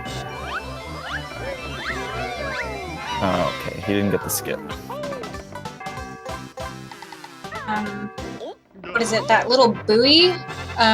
You can wait until it hits its lowest point, jump on the jiggy, and you won't get the dance, right? Right. Okay. You have to... The jiggy makes it like, you know, the spawning sound, and then after it's done, it's actually able to be collected, but for a little while before that, you can't. So you have to wait, and then when the buoy is at its lowest point, if you jump onto the jiggy without actually doing anything else, the game doesn't register that you're on ground until you touch the ground or do any other like animation. So the game still thinks you're in the water and it just skips the dance. Okay. So that's an interesting little way to skip the jiggy, and he death warps off the chomp enemy, and he's done with Rusty Bucket Bay. Mooseman looks like he's gonna play it really safe here. He doesn't want to die again. Want that.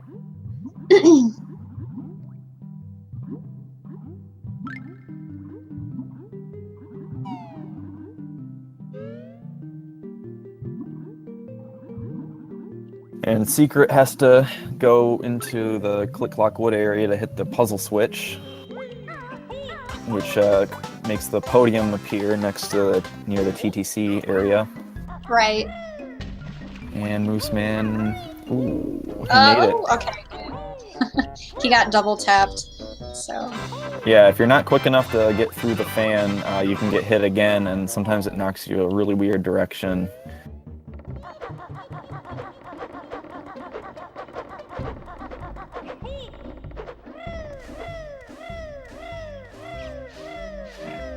Alright, he's good.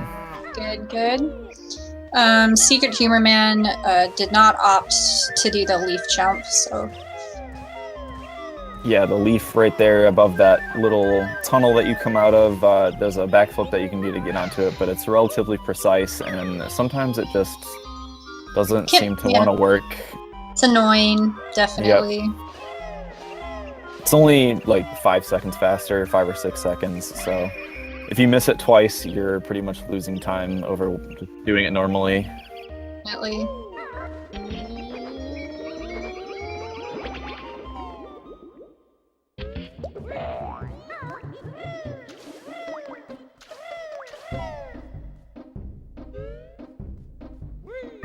And he got a really, really deep quick dive there.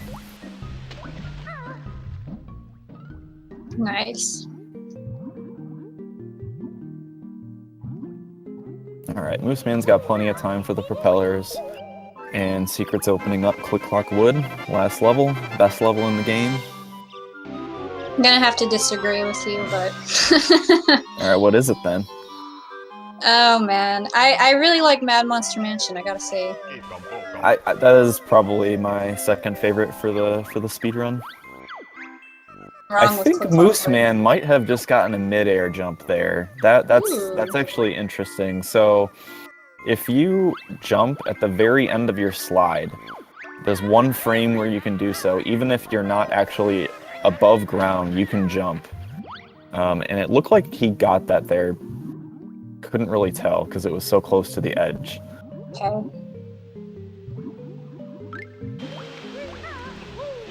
Alright, so SecretHumorMan talked to Brentilda so he could... I'm pretty sure they both use Furnace Fun Calculator, so... Did you explain Furnace Fun Calculator yet? I didn't get to, so feel free to. You'd probably be better at it. Go ahead. Sure, so the name is slipping me right now. Feel bad, but someone found all the Furnace Fun patterns and programmed a calculator that calculates the most likely option for every question, for running questions, because they're random. And when you talk to Brentilda, you can enter in your answers, and it'll start eliminating down to the possible remaining patterns. Okay. It's not, foolproof. You can still get unlucky and get a really rare pattern that has a bunch of unlikely answers, but it definitely creates. I think after 8 questions, a foolproof win to get your pattern. So instead of just blindly guessing at the answers. Yes. Smasher said it's I can't pronounce his name. Bonapartes created it. Oh, Bonapartes. No, it's not fuzzy. No. Alright, SecretHumorMan is in spring, so he's gonna climb up the tree so he can open summer and open Eerie, basically, or Irie, or whatever. Season has their own switch to open it, and there's one puzzle that spans all 4 seasons with the bird Irie here. So he's gonna break the egg, and then in summer and fall has to feed him a bunch of worms, and then he'll get a Jiggy in winter. Right, so Irie's gotta be the most time-consuming Jiggy, right? By far, yes. Okay.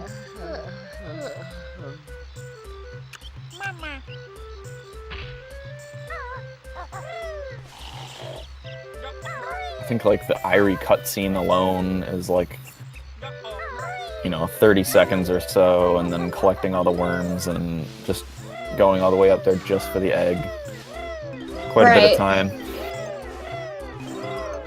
Now, you can actually do this route a little differently, but Secret is going to do it where he gets the flower Jiggy in fall like you normally do. Oh, Moose Man really close to death here.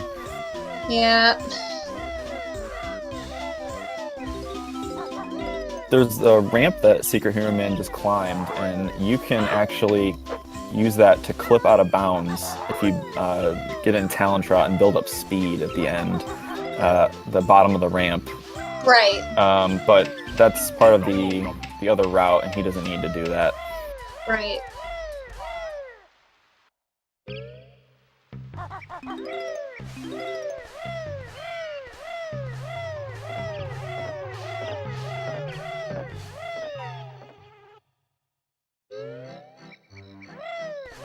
Right, Moose Man opting also not to do lifeboat jump. He's gonna want to not take fall damage here. Yeah, he needs to flutter. Okay. There we go. There we go.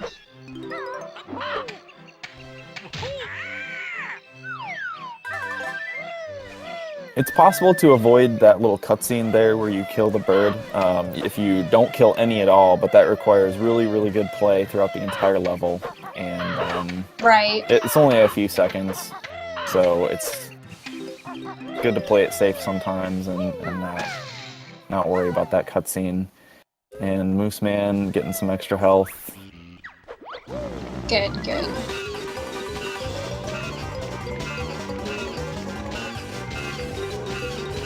SecretHumorMan's got 5 gold feathers here, which is good. He needs about 4 for fall. Right. Near bear notes. Oh, he's gotta be careful. Come on. Okay. Alright. He's gonna get... Yep. Oh. Okay. Yeah, okay. That was a little sketchy. Yeah, so sometimes you can go for a rat-a-tat-rap on that chomp enemy, and he just kills you anyways. So he gold feathered there, which is really smart. Yes. Moose Man also going for the pipe jump instead of the lifeboat hoist. Okay.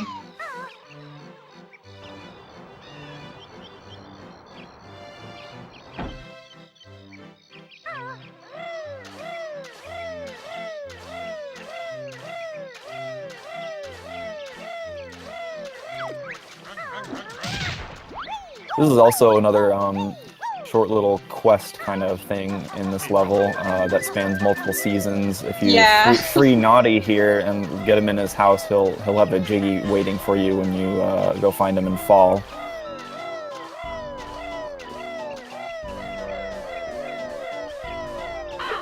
And he has to get 5 worms for Irie in summer and then 10 in fall.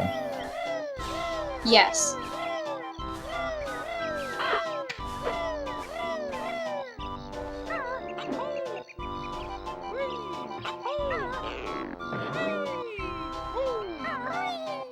It was an old route that got that Jiggy on the side of the tree there, like after the summer house, and it jumped down and then shock spring back up, but it turns out it's actually faster to just climb the side of the tree, but it is kind of easy to fall off the leaves, so you have to be careful. Right, right. I remember that route. Yep. Alright. Okay, Moose Man heading into the last couple minutes of Rusty Bucket Bay here. Doing alright, staying alive. Yes. And Secret did not go for summer jump, did he? He did not. Oh, King Friday.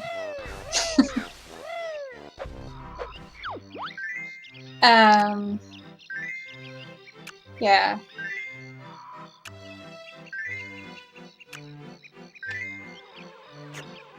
Alright, Moose Man heading into Anchor Room. I don't know how much health he has. I believe if you... How much health do you have to have for it to show on the screen? Right, right. So I think 3. So I think he must have more than 3. Okay. it'll show on the screen. Yeah, all the time rather than only when you like take a damage or something. Right.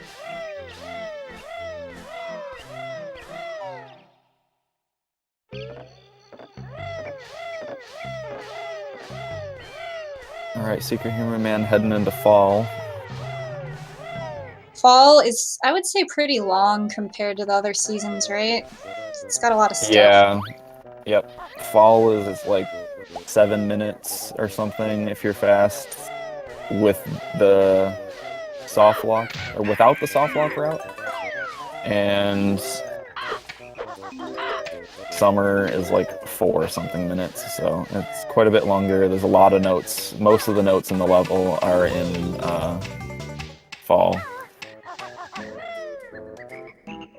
4 of them being like all the way over here in Mumbo's hut.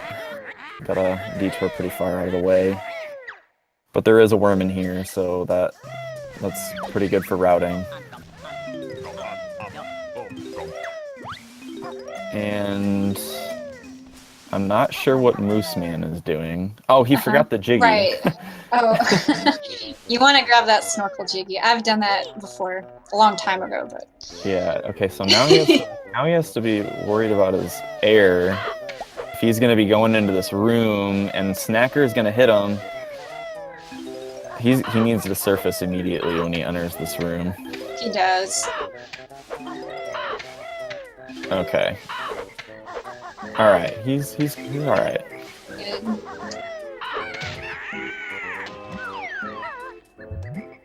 And Secret's probably gonna get the naughty Jiggy in fall. You can get it in winter if you want to.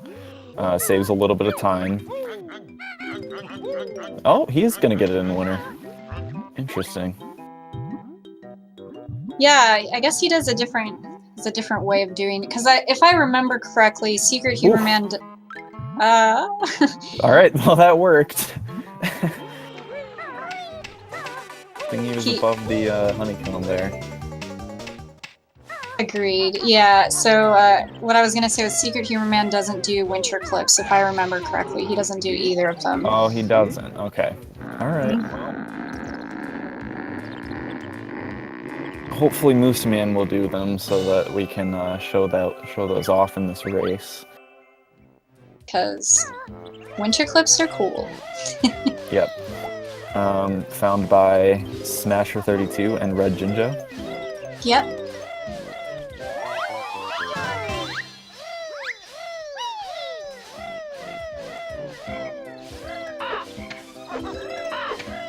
Just something random to say is that Mumbo is only in spring, right?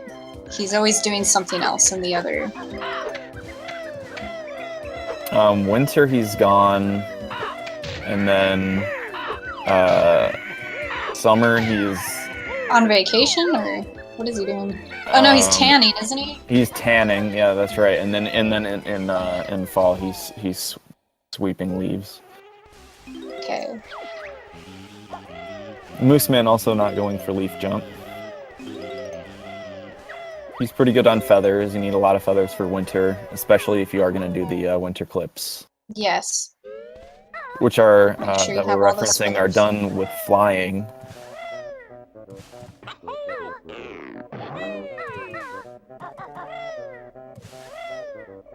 And Secret will be going for the treehouse Jiggy here.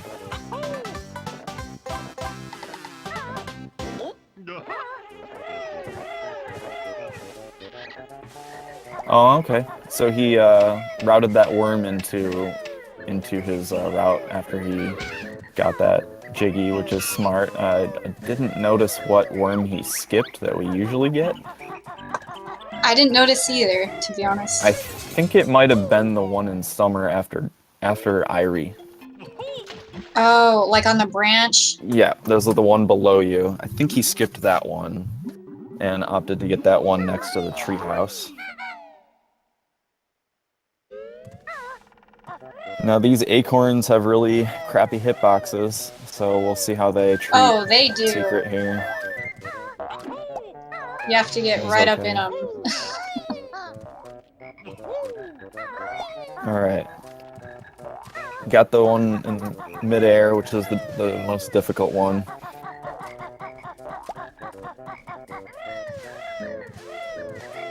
Alright, Mooseman also talked to Bruntilda, so using the calculator.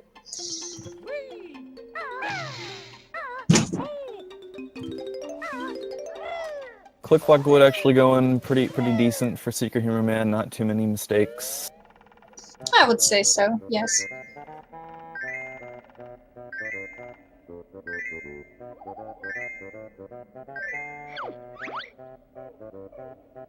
And this man heading into Click-Clock Wood.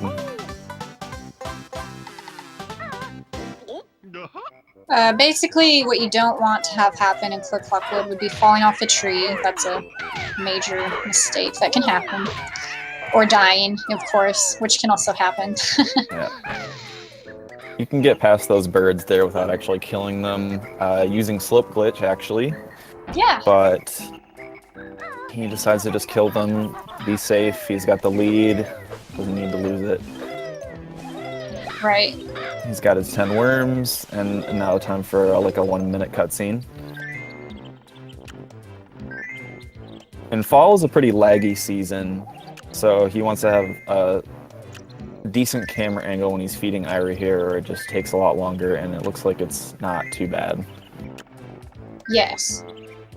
Irie, among other things, causes lag and fall. If you go into fall and you don't have the flower grown, it also is like way less laggy. But oh, okay. I didn't know that. Yeah, in 100%, that'll always be the case. But for any percent, anyone who runs that will notice that fall is way less laggy. Okay, interesting.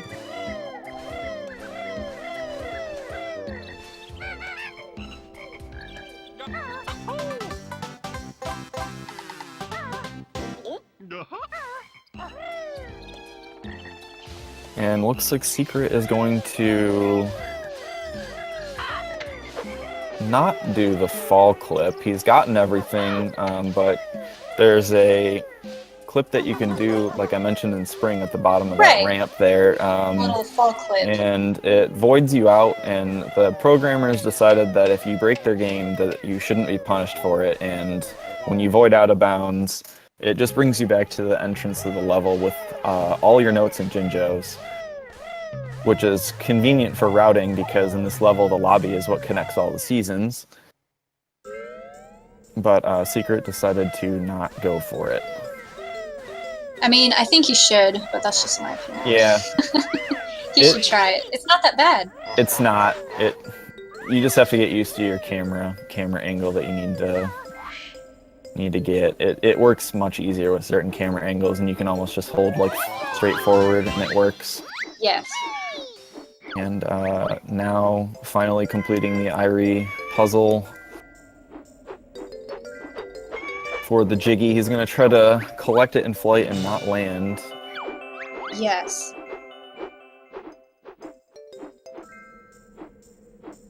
And he missed. Uh-oh, yeah.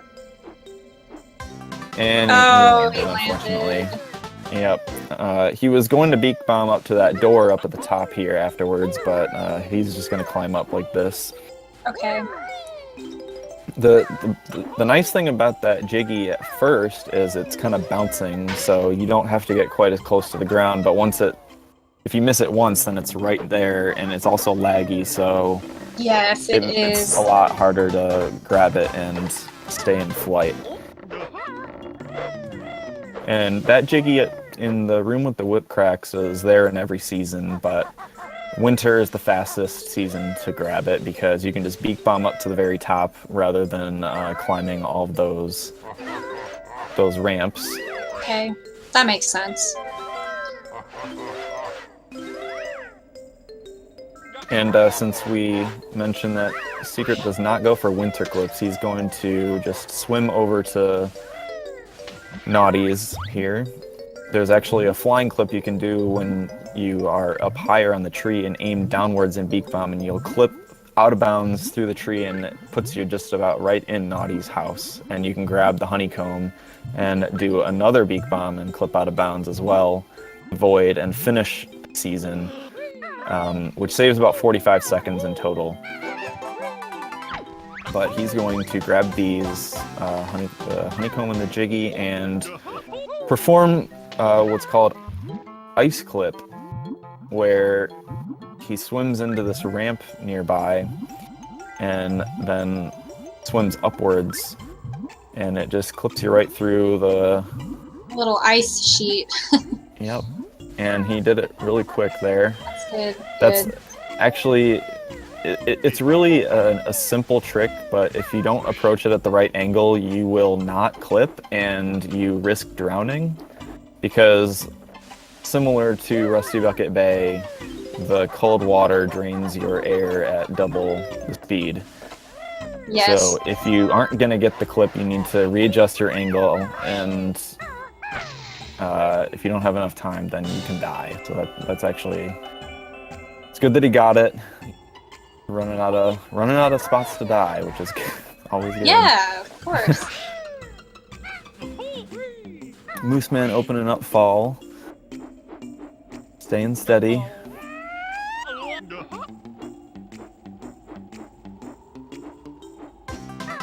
Secret getting the jiggy at the very top. And there's a smasher strat that you can do here, but Secret decided to not go for it. Just poop an egg. Is the smasher strat Rat-a-tat wrapping it and then Yes. flying in? Okay. Yes. I don't think I can do that. I've tried. I don't think I can. It's tricky. You gotta spam. Especially because it's a bit laggy there as well. The particle effect of the snow in fall and winter both cause quite a bit of lag. And Secret's done with winter, so all he's got to do is collect a few more notes and transform into the bee. Talk a little bit about how it feels to control the bee, because it's not fun. It's not. Especially for those any percent runners out there, they really know. Yeah, they have to deal with it much more. There's really no way of quickly descending. Oh, Mooseman doing an interesting strat here to get the jiggy. So if you shoot an egg behind this house, it extends your hitbox forward a little bit, and you just grab the jiggy through the wall. Really cool. So that's an alternate to getting the jiggy in fall.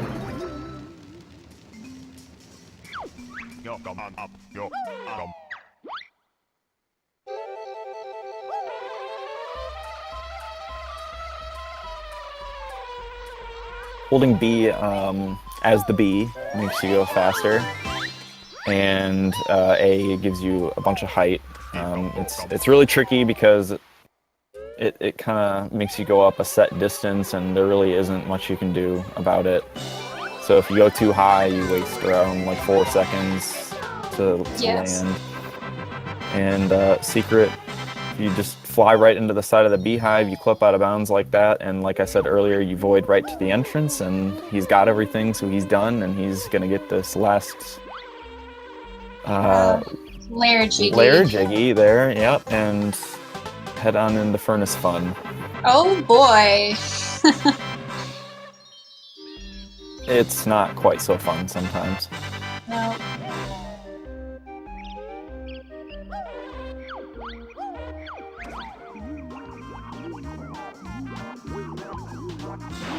Mooseman done with summer.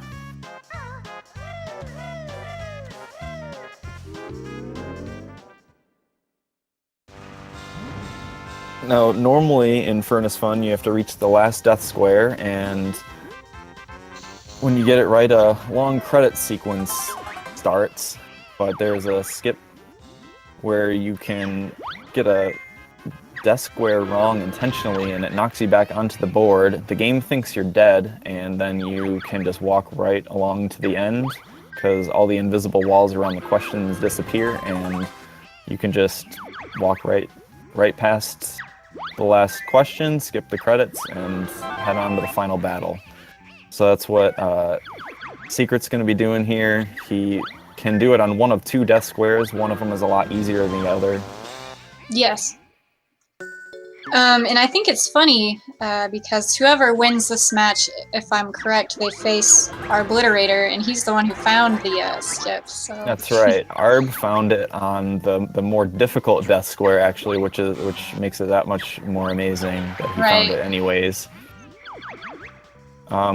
Mooseman taking advantage of, or trying to take advantage of an interesting property of these snare bears that, like, behind their eyes, their hitbox doesn't actually exist. So if you do the ground pound recoil invincibility, you can grab the notes without getting hit. Because he was low on dead gold feathers there, but he kind of struggled a little bit to get it. And should probably explain that there's a Joker question. Yes. And the Joker questions can have any question on it. And if you get a grunny question, you really are, just kind of. You better hope you get it right. You better hope you get it right. Yeah, the Joker cards are extremely useful because they let you skip the timer questions, which are really, really slow. Right, you need the Joker. If you somehow get the question wrong for Joker, you better just kill yourself, basically, and just restart. Try it again. And he's only got one more grunny question left. He's most likely got close to his pattern.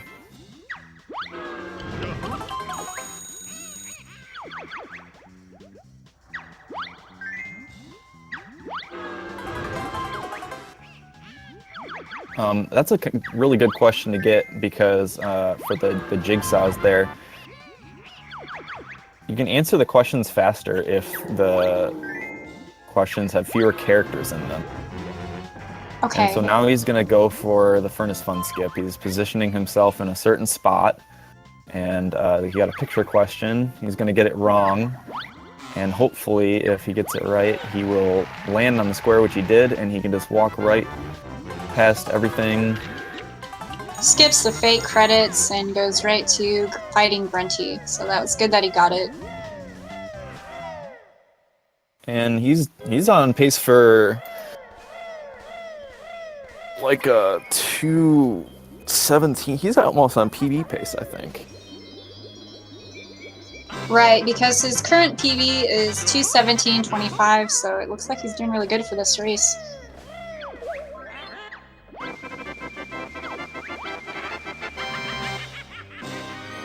Mooseman spawning the flower jiggy.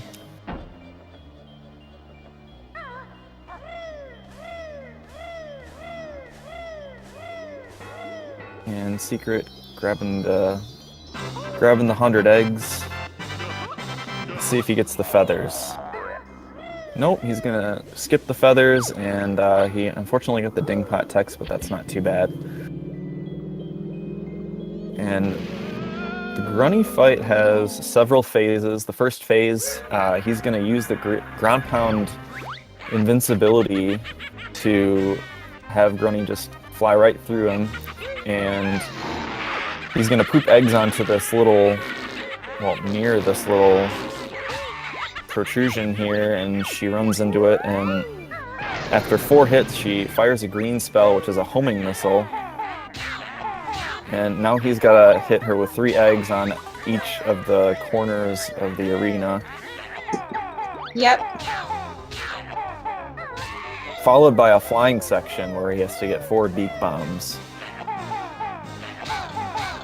You want to talk about how hard the beak bombs are? So, like, the flying section, to me, that's the most nerve-wracking, hardest part of the Grunty fight, and you really want to get that first beak bomb. Yep. He's got 10 feathers to work with. Gets the first one. Got the second. Yes. Oh, she started doing some weird movement there, but he still got it. That's good. Good, he got him. Good, good. if you miss one, it's just you just don't really know what she's gonna do, and It gets because sketchy. yeah, the beak bomb has a charge up, so you kind of have to aim where she's gonna be, and it's hard to predict that sometimes. Now this Jinjo statue is gonna pop out of the ground, and he's gonna poop eggs here and try to get a skip, which he just barely missed. He was a little bit too far forward. Mm-hmm. And if he had gotten the eggs into that statue, it would have played the two cutscenes at the same time.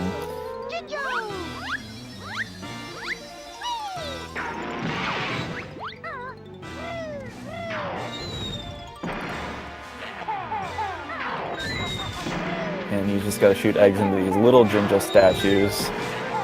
All the colors except for blue.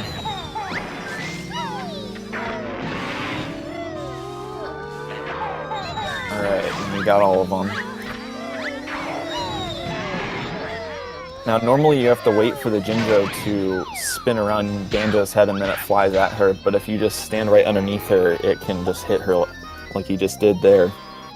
Right, Much doing quicker. that and jumping makes it, yeah, like you said, much quicker to do it that way.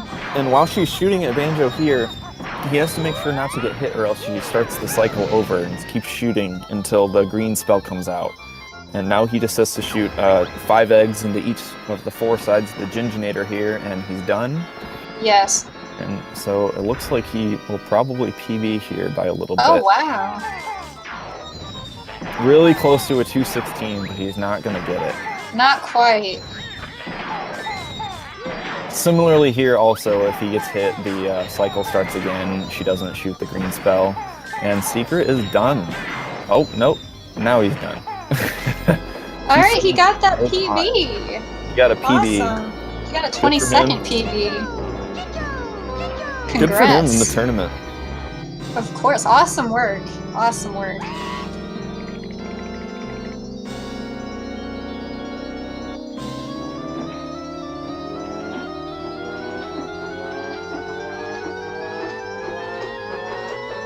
Great job, Secret. You know, just taking it easy sometimes, not going for all the super fast stuff, but he gets it done, though. He does get it done. He gets it done.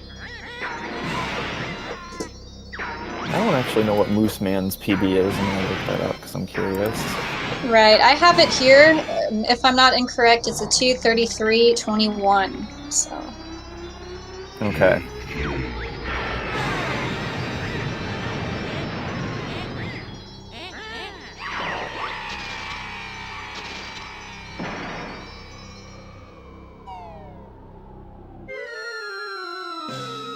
And if I'm not mistaken, I saw that Secret was like a minute behind early in the run, so that's just proof, ladies and gentlemen, that resetting at the very beginning of a Banjo run constantly is not a good idea. You don't get late game practice, and you're probably losing more time in the late game than you think.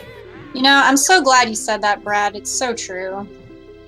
It can be tempting to reset a lot, but you just have to endure. You get in that mid-late game practice. It just helps all over, which is what Secret demonstrates regularly. Yeah. So. And Mooseman is going for the fall clip here that I was talking about earlier. He needs to get the right camera angle and build up speed, and he got it. Awesome. That clip is really interesting. So now he's heading into winter.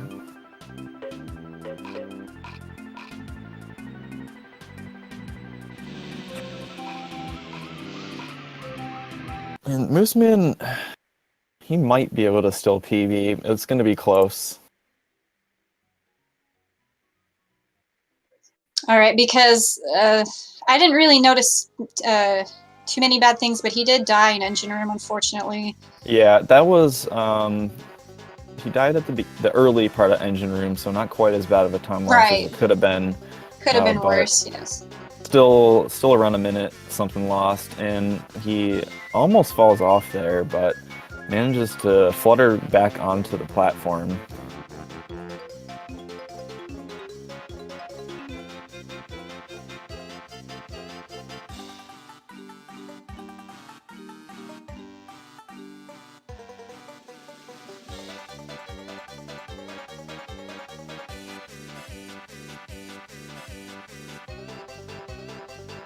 Alright, heading up to the top door here.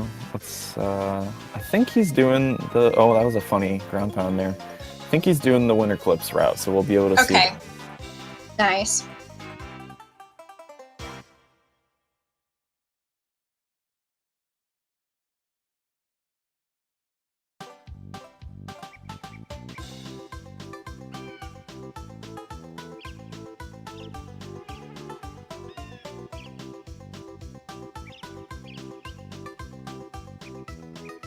Oh, he's actually opting to not go for the Irie Jiggy in the air. Interesting.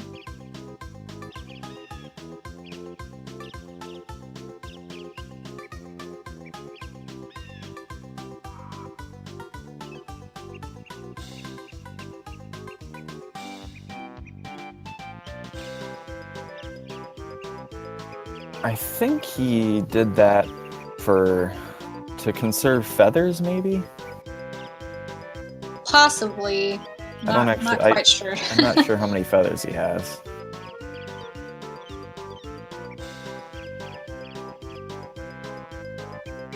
Oh. He's got plenty of feathers.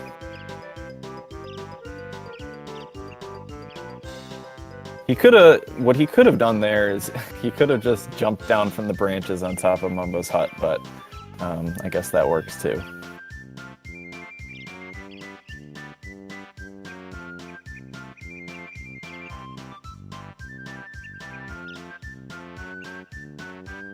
And he gets the skip there on the top Jiggy. Poop an egg at the window. This actually gets a little scary right here because this snowman is chucking snowballs at you. Yeah. And he just barely fell, but that's okay. He can use this flight pad here, and he doesn't have to actually use any feathers to get into this room. Nope. So no feathers needed.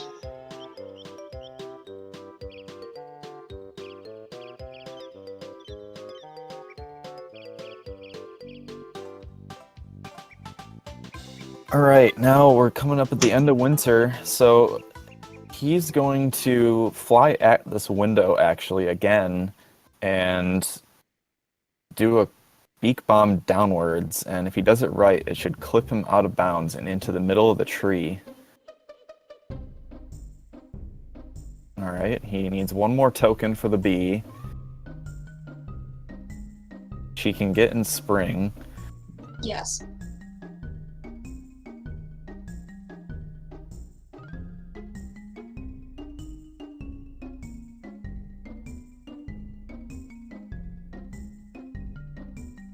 Yeah, he was a little bit off center, unfortunately, but he can try again. The old setup for the winter clip, you actually did by the door at the top, and if you miss it there, it's a long way back to another flight pad. Alright, he clips out of bounds. There you go. And now he's going to go for this honeycomb and he's going to try not to land, and then he's going to try for one more clip here. And he unfortunately does not get the second one. So he has to do ice clip like Secret did earlier to escape and finish winter. Otherwise he would have been able to just void out and be right back in the lobby. Right. Actually, he's even opting to not do ice clip. The ice clip, that's not a fun time, so he's probably just playing it safe. Yep. And he's gonna head out of winter. Unfortunately, I think he's not on PB pace anymore.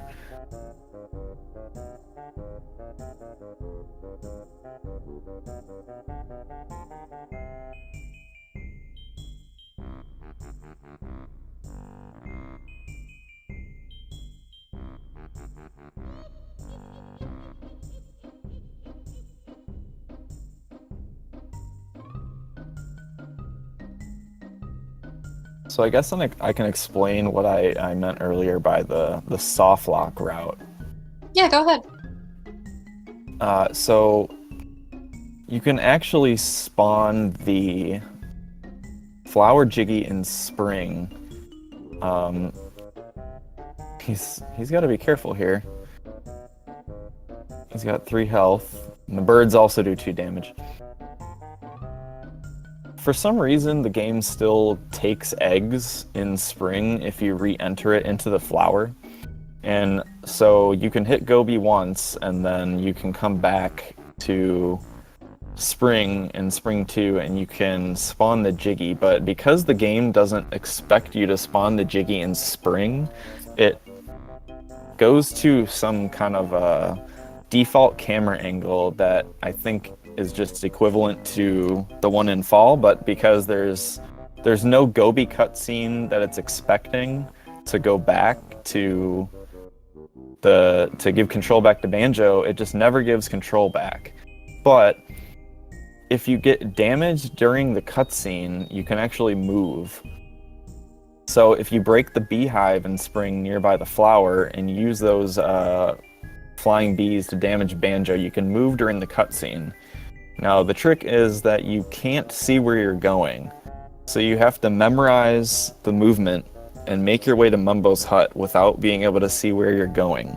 It's blind. If you do this, you can completely skip having to hit Gobi and fall, and detour to pick up the spring flower or the flower Jiggy in fall after the nest, which is a pretty big detour. And you can simply pick it up on your way into the beehive in spring. This also requires that you do the spring clip in spring 1. And so it's a much more difficult route. It makes sense that these guys didn't go for it. But I thought I would explain it because it's a kind of a cool concept. Oh, it's definitely cool, but like you said, can be very intimidating, and it looks pretty difficult because you have to get those inputs correctly. Yep. And with SGDQ coming up in a month, should be mentioned that strat will be shown off, and it's the first time that it's ever been done. So, oh yes, you guys should be excited for SGDQ with Stiv running the game.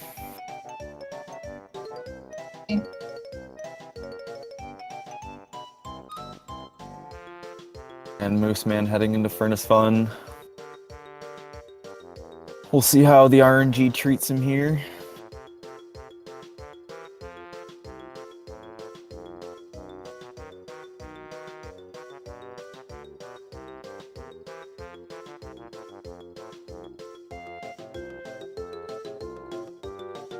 Alright, you got a music question on the Joker?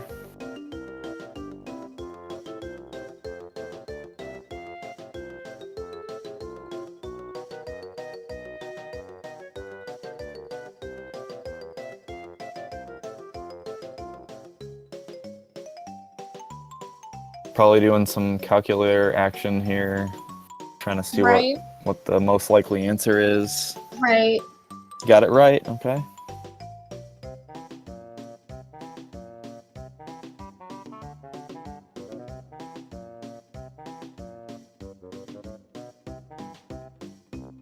A little trick with those number questions is often the answer is most likely the middle one, so 3, 4, or 5. The answer was 4. That's usually the case, but not always. Right, not always, but it's a good thing to know. You're right, it's usually the...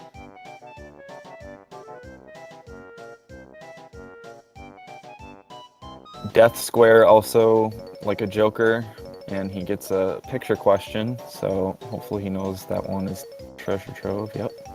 Good, good.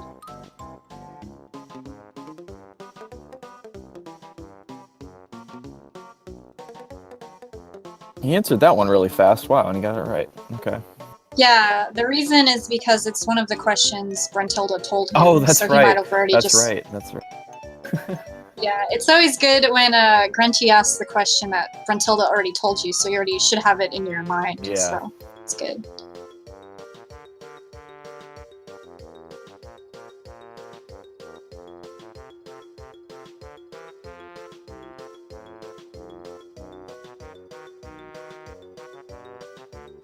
Fastest Brentilda to talk to is actually the one next to the Treasure Trove Cove puzzle, because it requires no detour at all. She's literally right in your path. Whereas the one next to Click Clock Wood Puzzle requires you to move out of the way a little bit. However, the answers for the one by the Click Clock Wood Puzzle are, I'm not sure what he's doing here. Oh, he's probably doing some calculator stuff.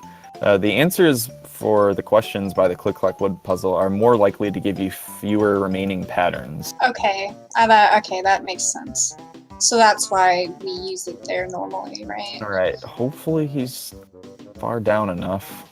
I hope so too. Might have been too high. Okay, he just barely... He made it. Yeah, he barely got that, but he made it, and he's Otherwise, runny. Otherwise you'd have to do it all over again. Time.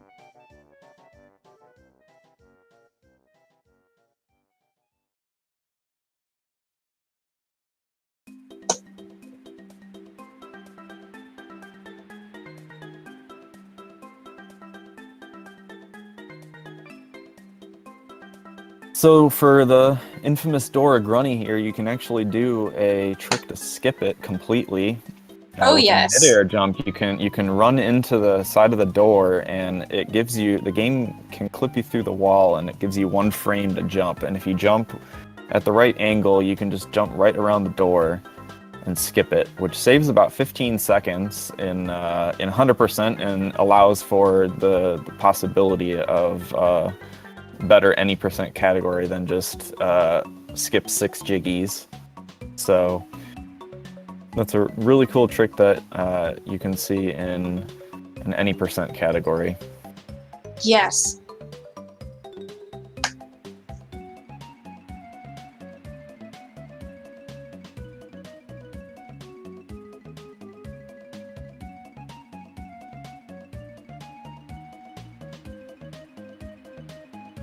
All right. A bad first phase. And Grunty actually, wow. So depending on where Grunty gets hit at the end of the first phase, she can take a slightly different path to the next spot. And sometimes it goes right over that spot that he was standing, and he unfortunately got knocked off. And he has to restart the fight. Yep.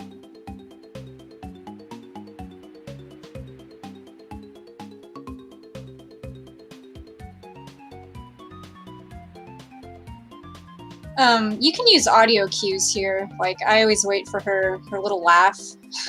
Right, yeah. Audio cues in this game are really useful.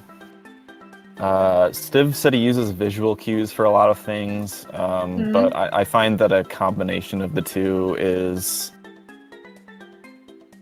probably the best thing, depending on the situation. Mm-hmm. But sometimes it is preference. Like, for example, the Jiggy Skip and Mumbo's Mountain, I like to use an audio cue. Okay. Based off of like the Jiggy spawn sound, but Stiv goes for a visual cue. And Mooseman showing here that these fireballs actually have a little bit of a delayed hitbox, so the explosion kind of sticks around a little bit.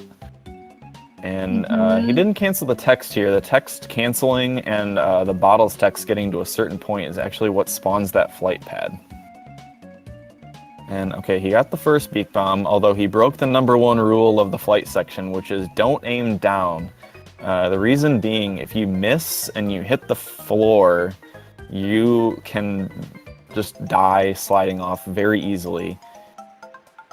Yes. Definitely don't want to aim down.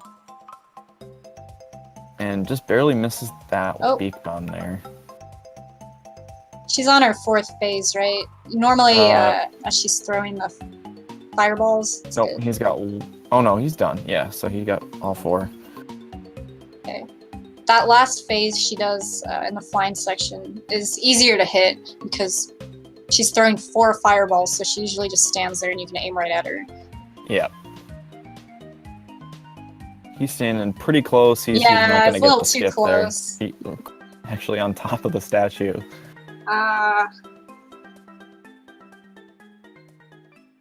A good example there is, you know, that'd be a good spot for a visual cue, like standing on the floor in a certain spot. Right. Although the ground all looks really similar, so you got to really pay attention to where you're standing. Right. You want to get to the right of that grate after you're done with the flight section to get that little cutscene if you're trying for it. Yep, it always starts on the orange Jinjo.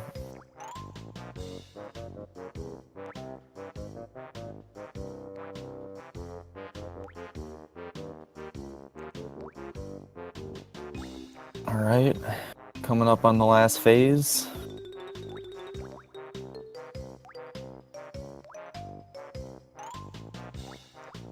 Mm-hmm.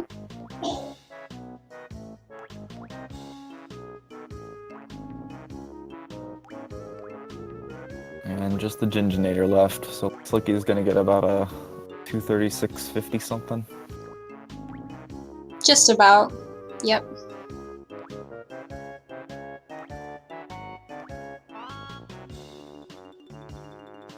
Mooseman kept it going for the most part, but struggled a little bit in the last two levels, and Secret got quite a bit of a lead.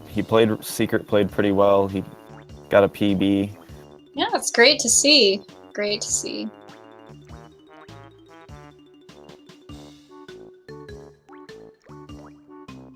And Mooseman is done. Right, there Low you go. 237.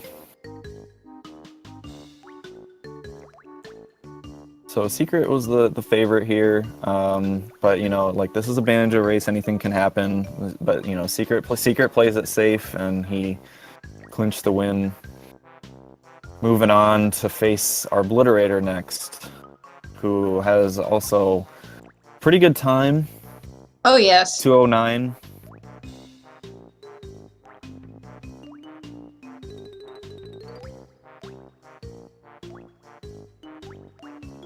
So yeah, thanks for watching, everybody, and glad I could Make sure co-commentate to with follow SecretHumorMan and Mooseman. Yeah, Yep. agreed. I think Mooseman might be going to SGDQ. I'm not sure, but I think SecretHumorMan is most likely going to be sitting behind the couch at SGDQ, so you'll see him there.